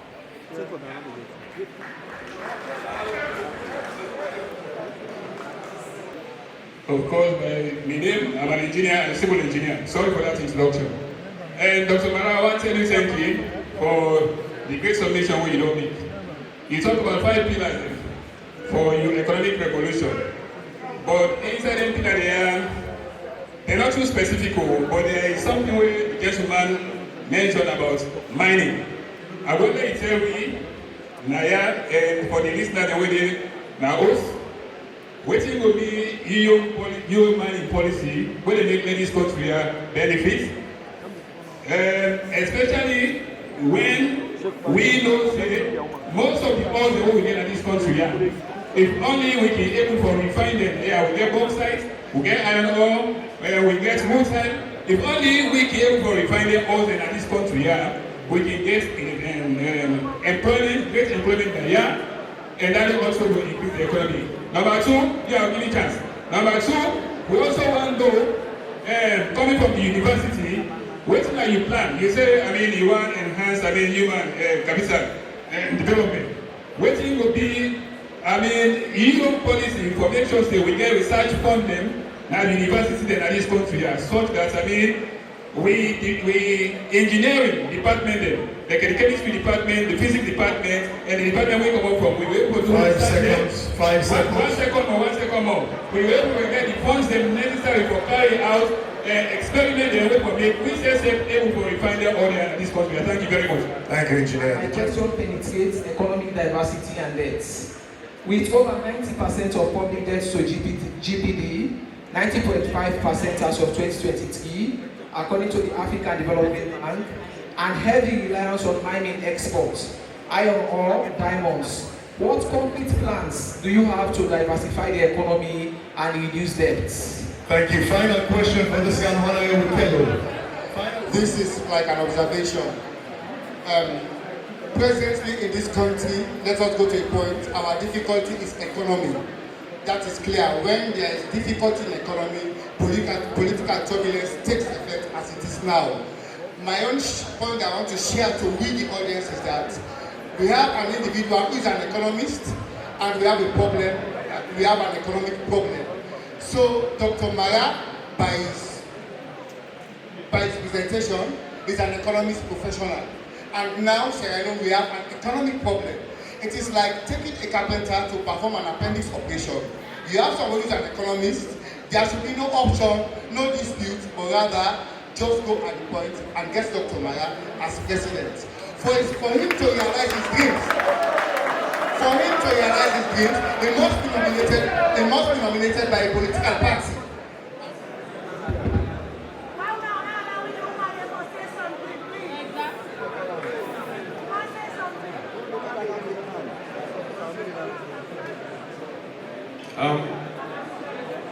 I will walk backwards. I say thanks to the 5 people who asked questions. I think the last one, a comment you made, I just want to say thank you for the comments you made. And thank you for the position you take. That's my Honorable Kelo.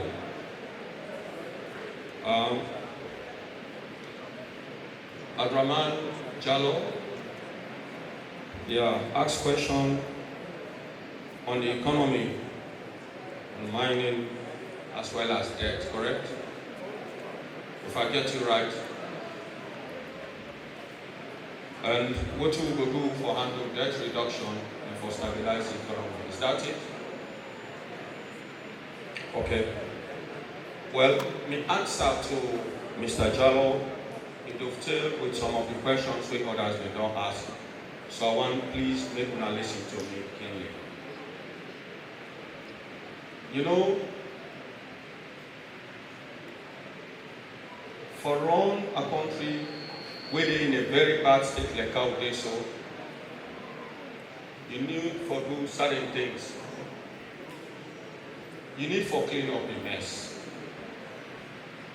If you don't clean up the mess, it's difficult for you to move forward. I talk about debt, domestic and external debt. Trust me, they are above $2 billion. So he asked himself, not only debt no more, but the interest payment alone. That's a huge drain on the economy. So you therefore try for clear that. I want to share something with you now. In 2014, while they deliver the budget in Parliament, I tell them of a new economic model, and I want to touch on that. And I want to see what they do so politely inform what Honorable Seth said. I want to make you listen, sir. At a point, with debt, with domestic debt in there around 293 billion. Then the interest rate on domestic securities and treasury bills and the others, it been so high. And when you take a look at the 290-something billion, almost 300 billion, then what would they pay for debt, for service debt then they? In more than waiting government, they spend for with development in 5 ministries. So I hope you not get me. So you get for continue for pay. And trust me, you're not able to move. That was why we adopt zero borrowing policy. So from January to June of 2023, when I got as Minister of Finance, I said I know the trust. I know the borrow. When we refuse for borrow, the interest rate on all the securities drop, on all the tenors drop under 5%. We hold on there. Then we make a lot of interest savings. Then we provide a slack. We get fiscal space. We're not able to get resources for do other things. The debt burden reduced. So because the debt burden reduced, I recall we've been there for paying as if we don't run this place some money. The interest rate been there around 18%. I call them. I say, government go pay, but not go with this 18%. If you not agree with me, we pay single digit at 8%.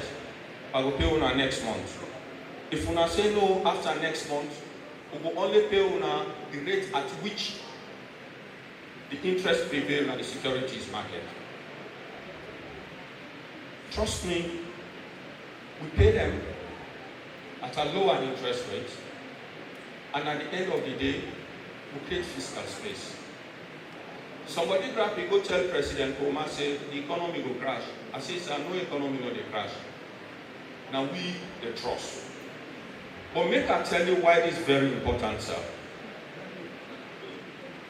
When government they borrow at high interest rates, the banks and they become lazy. They know they do anything. Because not to them no money, in fact, now government couple, where they don't know all their accounts, now they sweep. They take and give government they trust in your money by himself. And at a higher interest rate. I don't think food past that deal. So okay, well, we know the trust anymore. We manage with what you will get. When the interest rates go down, we start for borrow, and we make sure it not reach a double digit. So that creates space and slack for you. That through that process, in addition to the iron ore export we get, Now that helped me for so many things. So for manage debt as we do so, a key priority. If we not manage them, no problem. That is why I say, among all the key actions we will take, we get for try as much as possible for manage appetite on debt. Recently, whilst interest rates did around 40%, government and the banks were such that the interest rates don't drop around 16 point something percent, which is good. But government therefore manage in appetite for borrowing. And for compensate that, government therefore clean up the expenditure. We do plenty to Minister Sidona, they will attest to this. It reach a point, if you want hold conference or seminar, hold an office, you don't need for go to Brookfield Hotel, you make savings. You cut travel. We cut for office and general. We cut for lubricants. We cut fuel. All of them will make reductions. Some areas in at 30%, some areas in at 25%. At the end of the day, we make savings.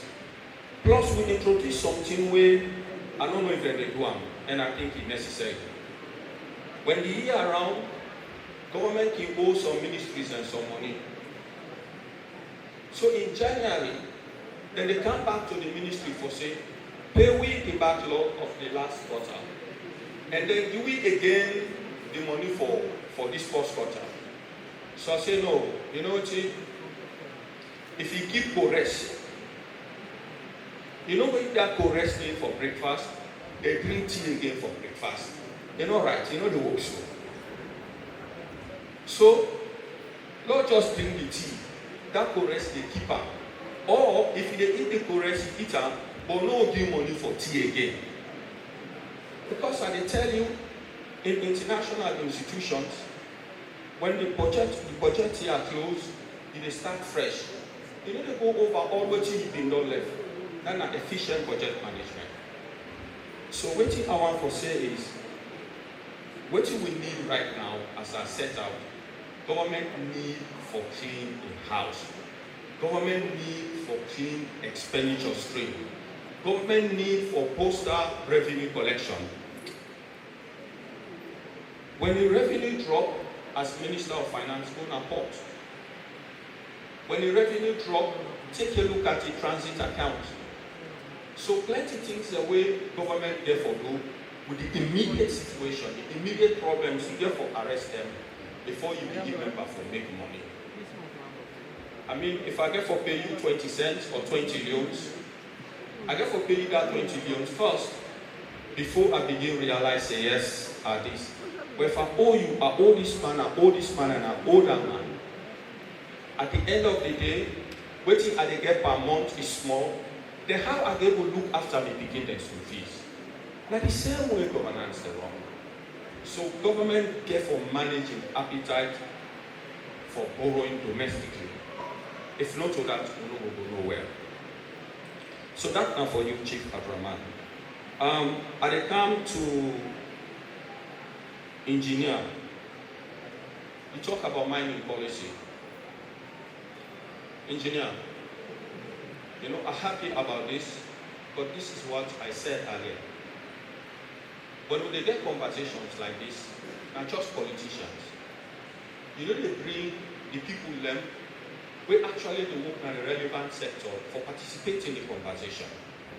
That is why I hope and I pray that after tonight, we'll get a replication of this kind for all in the country. So I come to you. You talk about mining policy. You know, when I did a State House as Chief of Staff, one of the things we do now for review all mining lease agreements. We review all mining lease agreements. When we go far, we need to review all because of time, elections can become close. But after we don't review all mining agreements, one of the things we do, and when I say review them, we up government intake in many of their agreements. One of the things we do, now for come up with a model mining lease agreement, a model agreement. That model agreement is very important for say, whatever happened for this tax area na this, for that na this. But you go na a country, for example here, you get one particular mineral where 2 mining companies they mine. They all the tax regime different. I hope you get me. So one in tax they up, the other they don't. That's not the overwhelm. That mining lease agreement, that model mining lease agreement will be prepared for guide government for go into mining, any other mining agreement, not that exists today. It's no longer in existence. And after we do that, we look into another thing. We say, okay, we therefore maximize we take in mining. How we go about that? Let me set up a special unit in the NRA for audit all mining companies. Take a look at their tax so that we will get the returns so they expect for that. So set up the unit. Extractive revenues industrial unit. We did it. The unit did it. Now that unit they handle mining companies. But going beyond that, we tell ourselves say, need they for make we set up the National Transformation Fund. So you take 5 or 6% of all the tax, you put another fund. Then beyond that, you go now for the waiting government don't do so now. When at the Minerals Wealth Fund. I like the Minerals Wealth Fund because it means government and companies they invest. Government they get special free carried interest in the company at X%. So now government and that company they make the money. Now government and that company they share profit. When that happens, government intake will grow, it will increase in many of the mining companies. So that's one thing where government can do in the mining company. So if you ask me what will be my mining policy, these are some of them. Review some MLAs, the one they think to say no good. Then come up with a model mining agreement so that you get a standard. With this one will pay 1 tax, then they will pay 5 tax. All level. When once you don't do that, they go for the mineral wealth fund, they begin for grow and go back. Trust me, within a very short period, the country they grow. I come to the team where they talk about engineering, about funds for engineering and research. Not also. When I then at State House, we discover a few things, especially when we review the mining lease agreements. And I want to listen to this. It's very, very interesting. We review some MLAs where they deal with gold, where they deal with plenty of the minerals. Then I ask a question.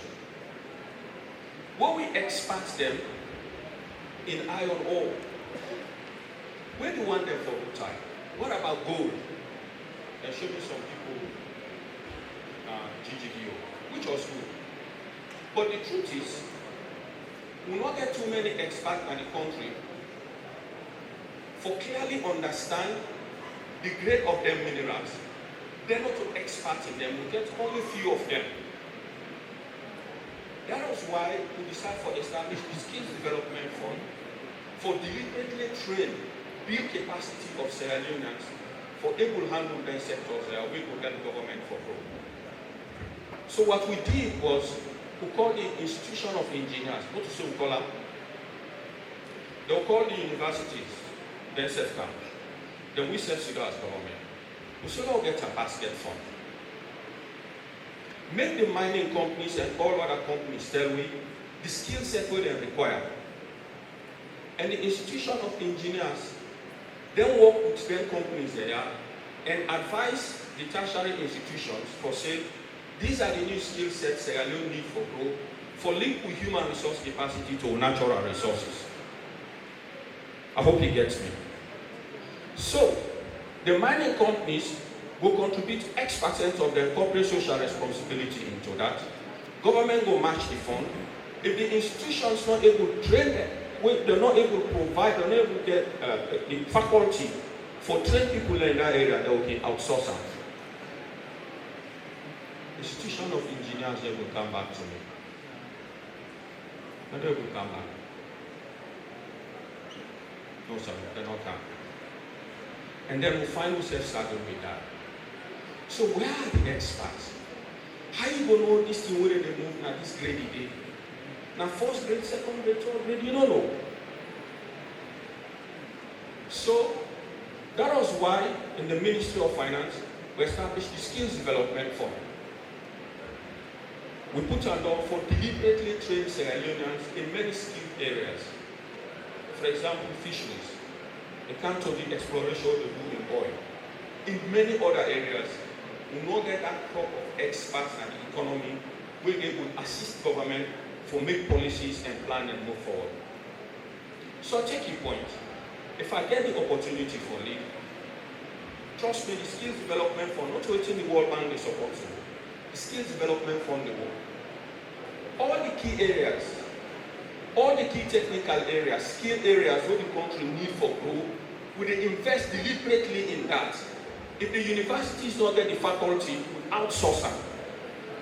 So when you train them people and they help you for move the country forward. That is why the mobile app way I do, I don't create what I call skills directory. After 6 months or a year, we don't know exactly the skills gap we'll get in our country.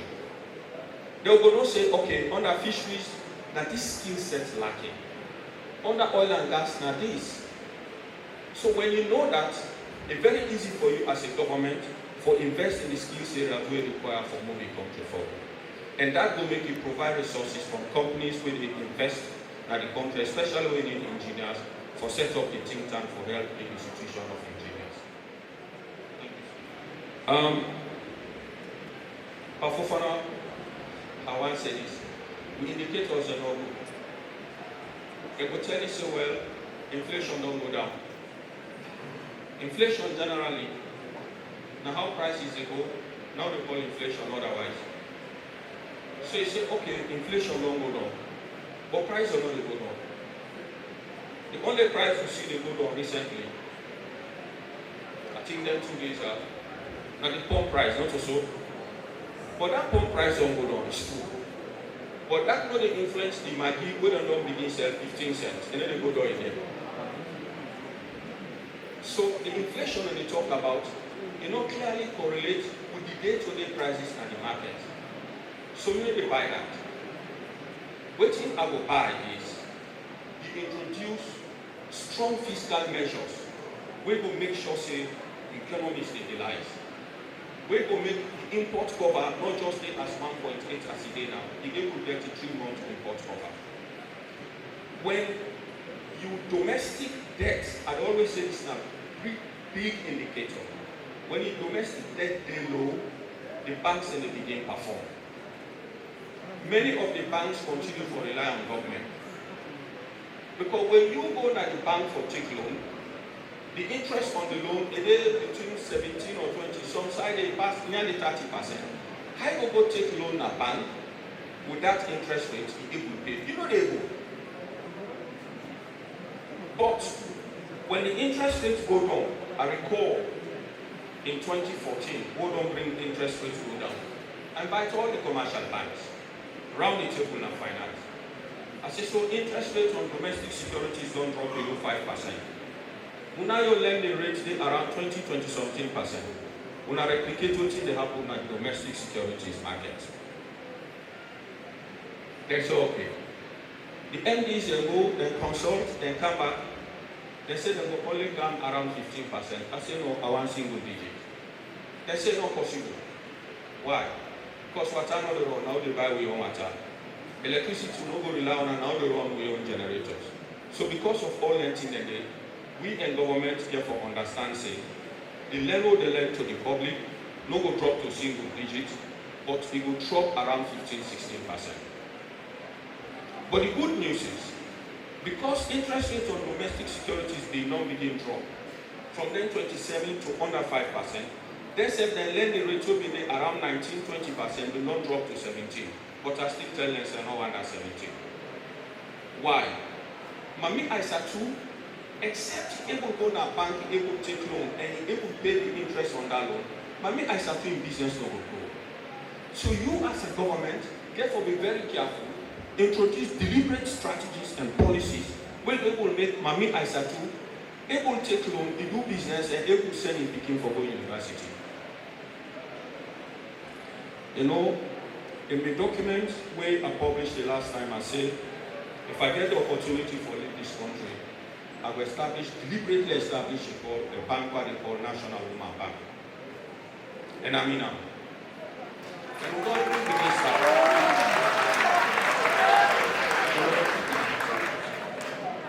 If you go to Kwenadugu and Falaba, we get more than 15 chiefdoms who say Musubanki they operate. Musubanki meant you call woman them, say that them 50, you take lump sum, you give them. And ask them, let them set their own interest rate. Honorable, 90% of the time, you know they pass 5%. Yeah. Say, Dr. Marah, you know they will pay 7%, you don't make them 5%. We say, okay, 5%. You know the beauty of that? The default rate is low, then they will pay the interest. But what thing they don't know is the interest where they accrue, no, they can't make it, they go back to them. So after 1 year, we call them, I think now about 72 million only. It's okay, now this interest we don't pay throughout this period. Now this money they go back to now. They say it's not graduation. I say no, not to graduation. But not for now. We not add to our business money so that we not go do well. If you set up a bank with deliberate preferential interest rates, and you make women then they access credit at rate where they below 7%, and the default rate low, trust me, they will become faithful to that scheme and poverty will reduce. What in that mean?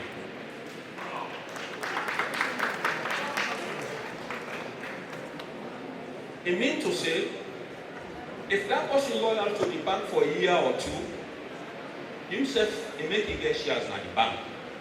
So if that one gets shares in that bank, as one that they do, when they take one cow, give the family. In this case, we don't get that all over the country. But give that family interest in that share in that bank, that family will not default anymore. They will go all out for let that bank go. That is how you reduce poverty in your country. If I get opportunity, I will do so. So I want to come to Colonel in question. I broken down into two. The first one about elections.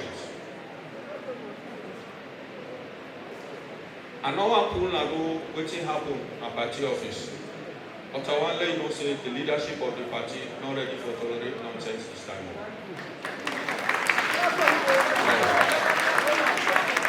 Not to tolerate nonsense. That is down and out. It's not possible. That's not possible this time. So that I'm a response. The other question really, I not be the expecter. But honestly, I take this for being a forum, forget conversation on national development. That is why some people will say, Dr. Marah, they can't declare, I say no. I want to introduce something in the public discourse with you. Show what you can do, discuss the challenges, provide solutions, and then we'll get conversations around that. But since you don't work people their appetite, I will just talk small about and not to all.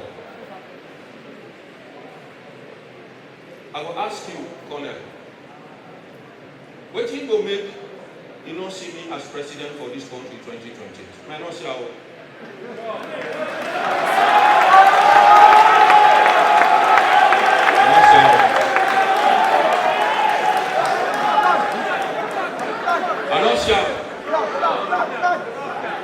Anosiam, you know, I don't go one convention, I don't get. I don't go to convention, I don't get, but I don't make padato.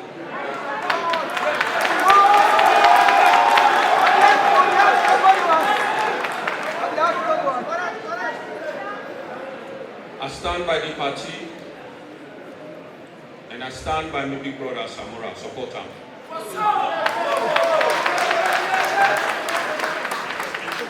And not only one, my brother and then I am.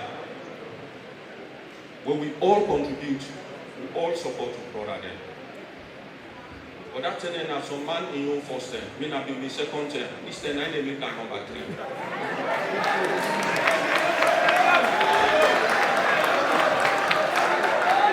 You know, If you're a party member, I want to let you know this. When you come for contribute to this party, I think I don't do me only. The party office na Kwenadugu, na Kabala, na the finest district party office.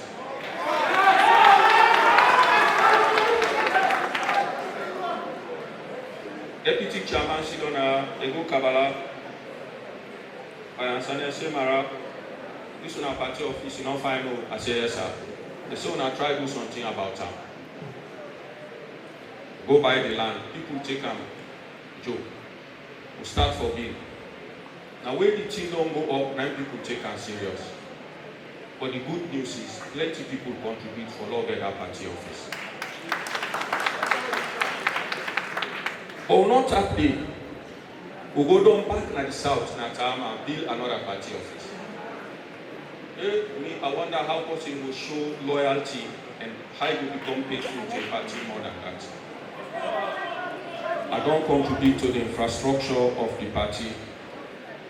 Between me and Una, apart from them one day, all by-elections will be involved with. SLPP don't always attack me. But any side I attack, they win.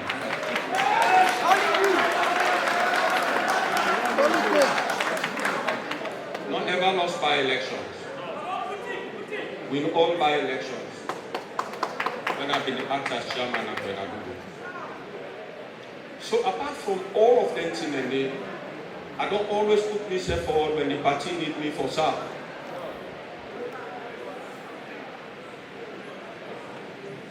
Here in Bintumani, I may lead the deliberation, the conversation for represent the party. Now the tripartite committee, now me co-chair. But what I do, they not to me one door. Now me and my brother there. The brother Richard Conte, the brother Boniface, Prince Wenodea, and all others. Now all contribute for do that. At the end of the day, we walk out. We go to the leadership. We walk out again the second time. We put two foot down. We say if the election result not come out, we know the good no side. I'm sure we are all read that. At the end of the day, when we and government not agree, the international community say, well, we do not split. Let every party write in your report. What you want to think about election results. And what you will do, the report will put, we'll make sure NAC vote on it. We'll make sure the leadership of NAC sign, including the big brother Samura Kamal. We'll put all the reports together, we'll tell them go to State House. And wallahi, big brother Samura say, be happy with the work we do, be commend we, and that's make you go to State House for giving present the report. I think I don't serve the party. Don't try. If you look for somebody who will look after young people, well, may not be youth president. If you look for somebody who will look after students, then may not be national president of Bono Student Union. If you look for somebody who will understand local governance, we don't work as deputy town clerk. In fact, Diana Konomani in that Nana be my mentor, including AJP levy of blessed memory door, and then mentor me.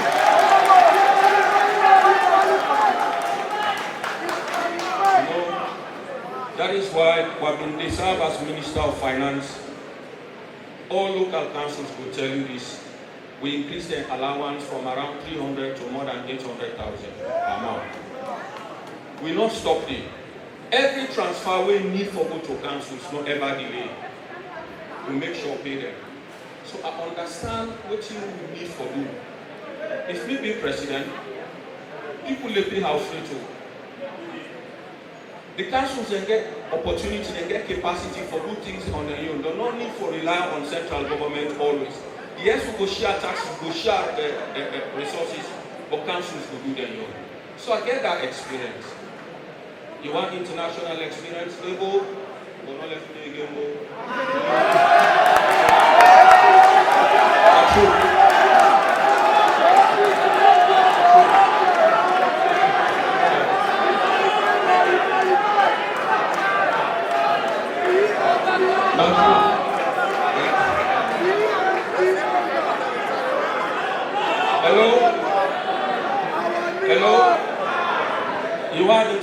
international experience, but no go jump Marah again.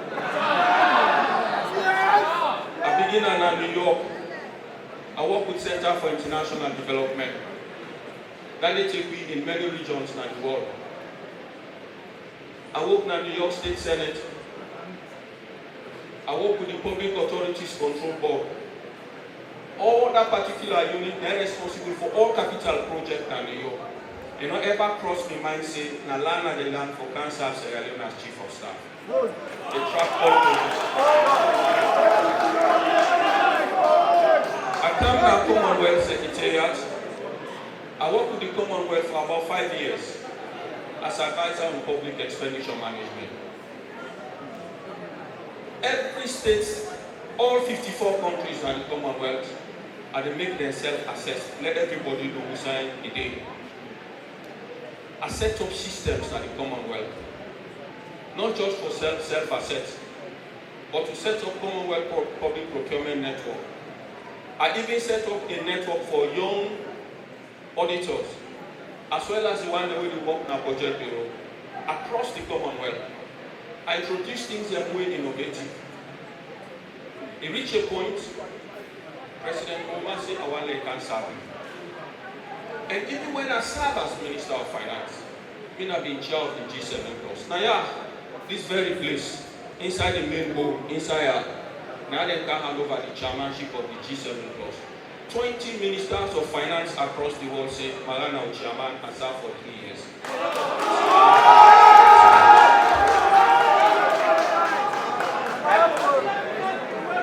I serve as Minister of Foreign Affairs.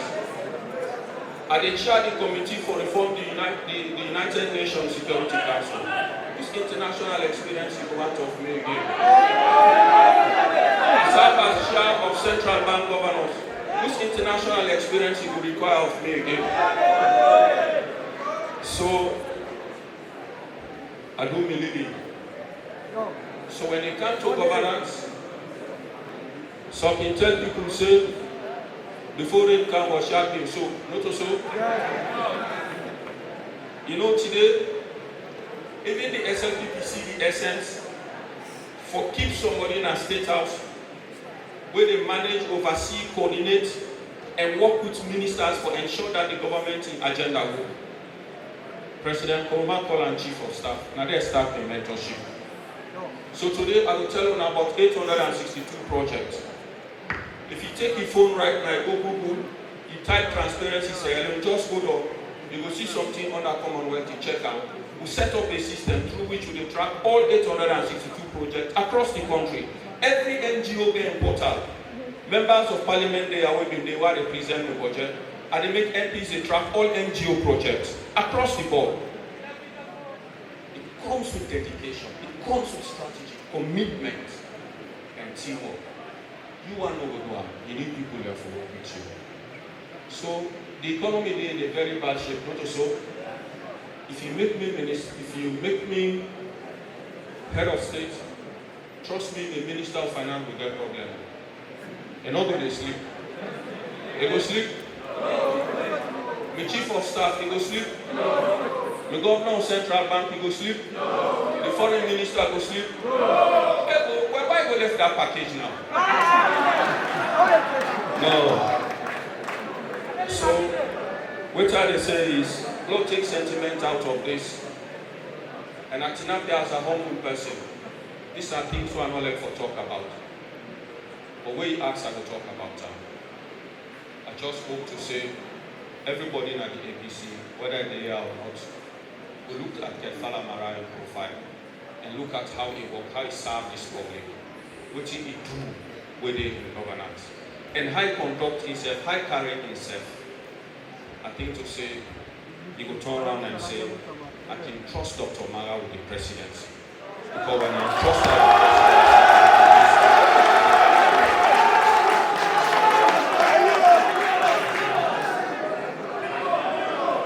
finally, I want to say this.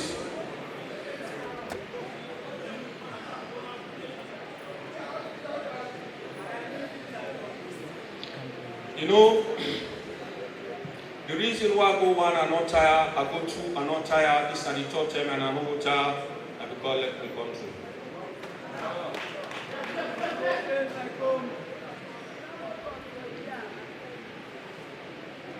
You know, many people now get begin them, correct? And look at your own life and look at your beginning life. We're not getting no reason for the poor. You get gold, you get bauxite, you get diamond. If I ask now this for make 2-3 people chin up and tell me the number of minerals you get, some people not go even know. They only talk about gold, diamond, bauxite, they tap, you forget it tap. You get so much that you don't even know all. And then you pour. And then you get rain, you get water. In the rain and the season this, people they pray for them not come too much because no one die. We no one plenty floods, but not get clean water for drink. I want Lord change that. And when I say Lord change that, when I look at my track record and say, if Marah say this, he will do this, if he will fail. I don't fail ever in any assignment. And give me the opportunity for serve. Thank you.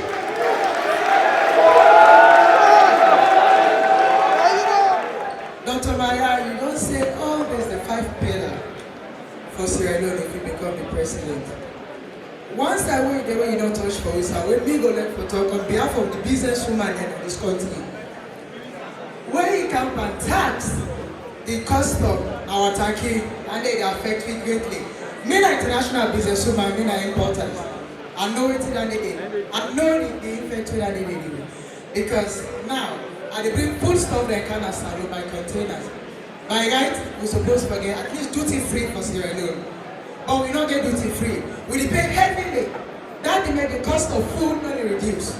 Because the cost of they charge me heavily and they affect me. Waiting on the hope for we the businesswoman there. Waiting on we hope we be president, sir. On behalf of the young generation of leaders of Sierra Leone and all walks of life, I hereby presenting this particular frame to Dr. Kaifala Marah in honor and deep appreciation. A beacon for all walks of life in a world yearning for their leaders. You have stood tall, uplifting the poor, empowering the youth, guiding the elders, and inspiring the nation. Your vision is not reserved for the elites, but shared freely with the women, farmers, traders, the students, the teachers, and even so starving for a better Sierra. You have worked among the people, not as leaders, but as the servants, leading with vision, humility, and unwavering hope. On this point, on behalf of the young generation of Sierra Leone, we want to say thank you for being a leader for all. Our new hope with gratitude and admiration. I want to say thank you very much. My name is Mohammed Said Konse, National Administrative Secretary General for Community Disaster Management Community Sierra Leone.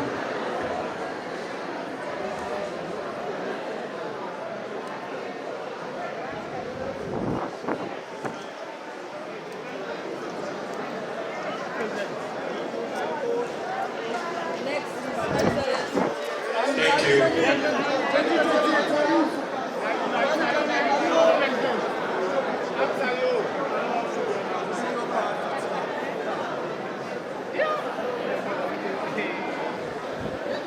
Brother Abubakar Garami asked a very, very salient question, and I want to respond, please.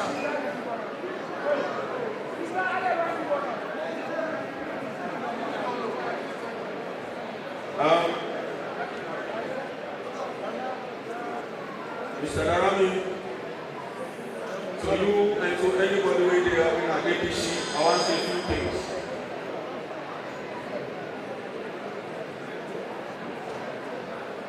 It's been an APC candidate for the presidency who is only come on before them. And we go on up and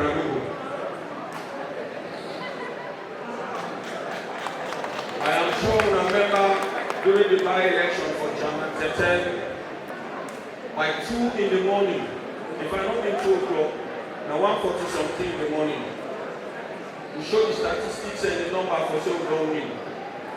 And when we go to Alain before we get another result to get, I call that efficiency. You therefore be efficient. That's one. Number 2, I just talk about the present. Me personally, the go back the eye. It's not possible. It's not possible. If anybody attend and they will all therefore go away, let other people can come in and see what you do. It's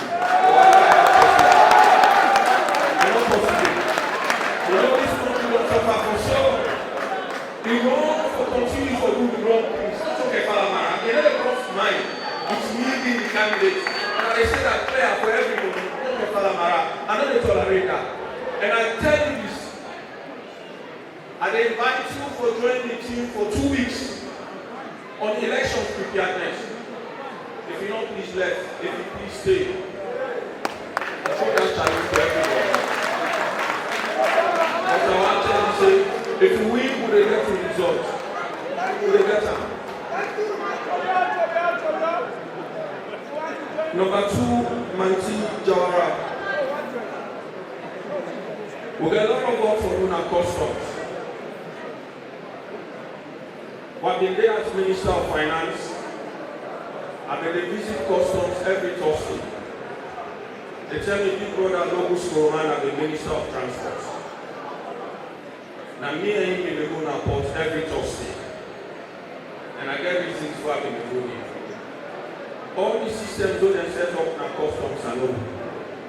Everything where they happen in customs right now I know. And trust me, we'll clean them up. I give you an example. When I served as Minister of Finance,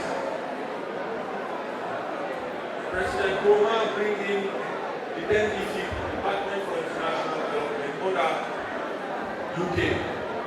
They come to do a study at the customs for change customs, for turn them upside down, for turn around, for improved revenue, for increased government earnings. We call them revenue for prosperity. The document still is ready in my hand. But I get the opportunity to return around.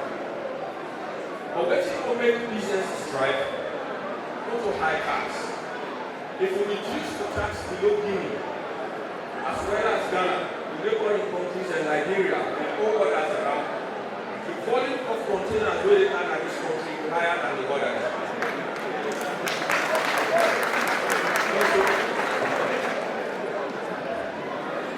Anybody where they have to mobile, I will just mean a practical examples at the game. Then that's one lady where gets a restaurant and bar and home. They call them Basasi. If you go in the area about that. Basasi, they get more people in a nightclub, they get more people where they go to the restaurant than any other one at home. You know why? Because waiting orders will charge 50 euros in at 35 euros. Same quality. But waiting they make it a bit more business. Now because the number of people when they visit the restaurant is so high that they end up for make profit. Now if you go for buy drinks, they buy more drinks than the other restaurants. If you go for supply, they get more than the others. So when you lower the price, the volume of sales will increase. And by the way, we turn the port into one of the most efficient ports. The port expansion project where President Roman embarked upon, now one way we do it. We don't need another airport to them in the room. The new airports now might be enough. You don't need for cargo another thing. What you need for now for expand the scope of the port we get. And I will tell you this. We get the second biggest port in the world, natural port in the world. So what you go do when you expand that port, there will be no start. with a truckload of teeth. And that's what we do again. When you expand imports, they lower the cost of imports, which is the volume of containers will grow so that we will create jobs. Plenty companies will be, at the end of the day, selling the economy will boom. If you continue the way we do so, we're not going to go anywhere. I know everything will happen on the court. We read that day on the court, but this was only night for this first time. But I want to show you, so when we come, we will clean up the courts, we will ensure that we expand them, and ensure that at the end of the day, we become one of the transshipment centers in this part of the world. We will do our good magic. Chief about corruption. What they present now, when I really talk about corruption, I talk about I don't talk about that also. I talk about corruption. I don't talk about corruption also. Something that the way I talk that people know. By the president, how man knows the corruption on the outside? Corruption will go down south. And then you know me. I know those people that are across institutions that know me. So corruption, we will try to make an issue. I give you that assurance. We brought our persons, the first time voters. Me will integrate young people in decision making. And plenty ways they will do that. You know, when you're not head of state, you begin basic primary schools, you begin basic secondary schools, and you as head of state, they go to the school, you start them the school feeding. You and the kid that eat that food. Wallahi, all the institutions that they go to where they provide school feeding and they go and well. They go stop for court scholars. Because they don't say the president will hire anything for cannabis. So now they will start. And then you go to the school and ask them, what did happen in the country? What did you begin and they tell you? Nobody will tell you that. Parliament will tell you, Cabinet will tell you, but they will tell you as things say. But what it means the word, they know the press how did they not so they tell you. So now so we go about that. I'm not like this, I didn't give us the secret and I don't. So something they want to talk about, I remember they talk about that. And we manifesto and how they will benefit every Sierra. You know, I want to say this.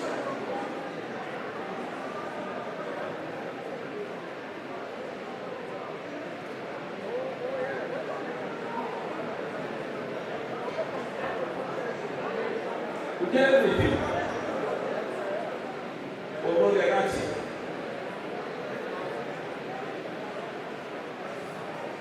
Our population is just around 10 million. So what do you serve as head of state if you like grab things, you don't do the bad things?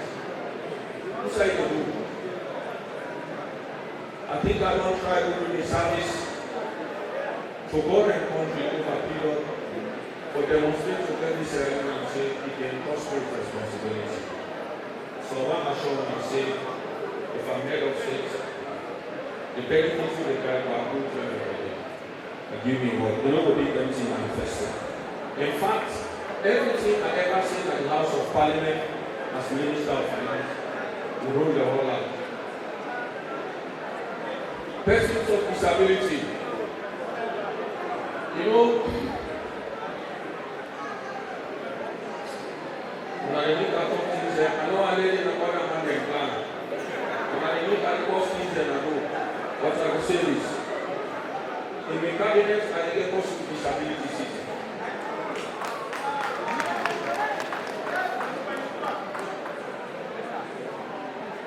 And they will charge with the responsibility to ensure that they will get a total data of persons with disability. And I think I'm beyond that. I also want to know the prevalence of disability in the economy. How many pikin per year they born with disability? When you get that statistics, they help you for plan better. You know, recently, if you call when I go where I go, I've been there lots of people with disability. I want to tell you something. In Kwenarugu district alone, he gets 17 disability groups. And when we talk of disability, the disadvantages of people with this, we just need to say, and like the man will ask the question, I don't want to know. I don't just want to blind. You get people that are called little people, no so. What about them? They get people that were arguing, they choose them all around, and therefore come together for protect themselves, and they will go on and on and on. So they consolidate all them and at the end of the day, you want to know not just the category of disabilities we get in the economy, but what you go for each of them categories for make them live their life. That will be the responsibility of that person who will sit on the cabinet. I hope I answered the question. Thank you, sir. Okay, thank you very much, Dr. Marah. We all know now lessons. A non-demonstrator we say, we didn't say about another very, very correct thing.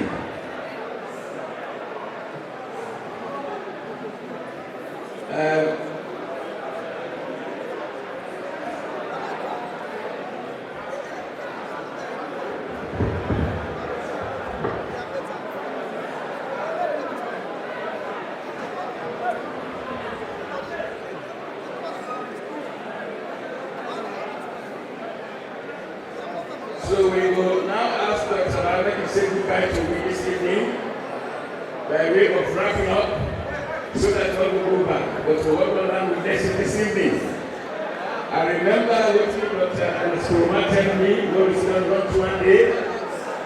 The term Kaifala Marah was Chief Minister. That was the first time we opened the kind of office in Sierra Leone. So we didn't go launch and ask her. I said, how is this new chief minister?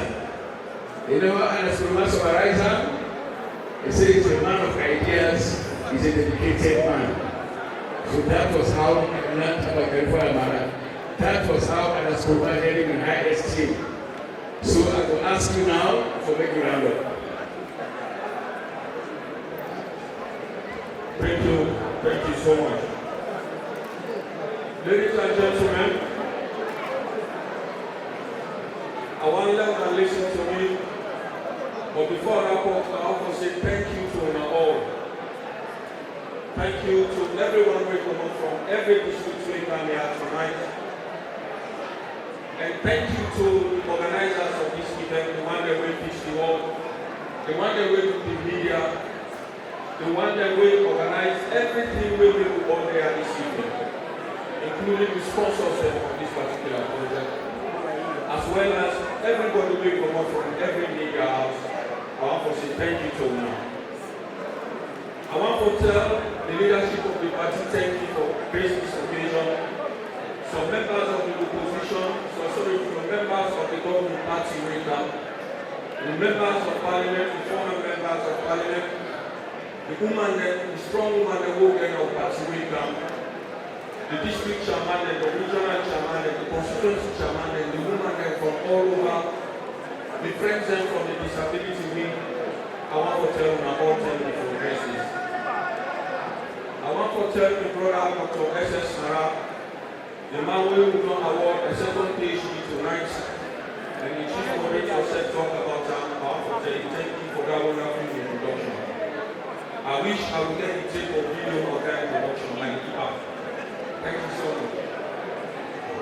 So, the brothers and we come on Kwenarugu Falaba, we come on Go, we come on Kenema, we come on Mayamba, we come on Kailam, we come on Kutloko, we come on Karina, we come on Kambia, we come on Mayamba, we come on Kujan, we come on Bob, we come on Mura, we come on West, we come on East.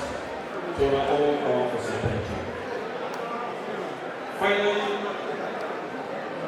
I want to say thank you to Bob Agitabu. Thank you so much for a wonderful information. The final word to Nanadis. I want to listen to me.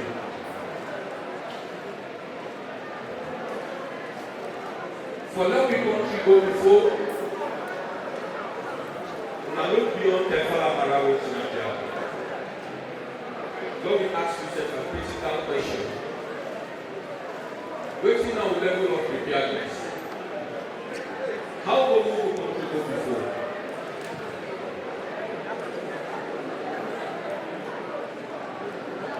As long as they don't believe suffering, I think they don't believe difficult. They don't become difficult for them to listen.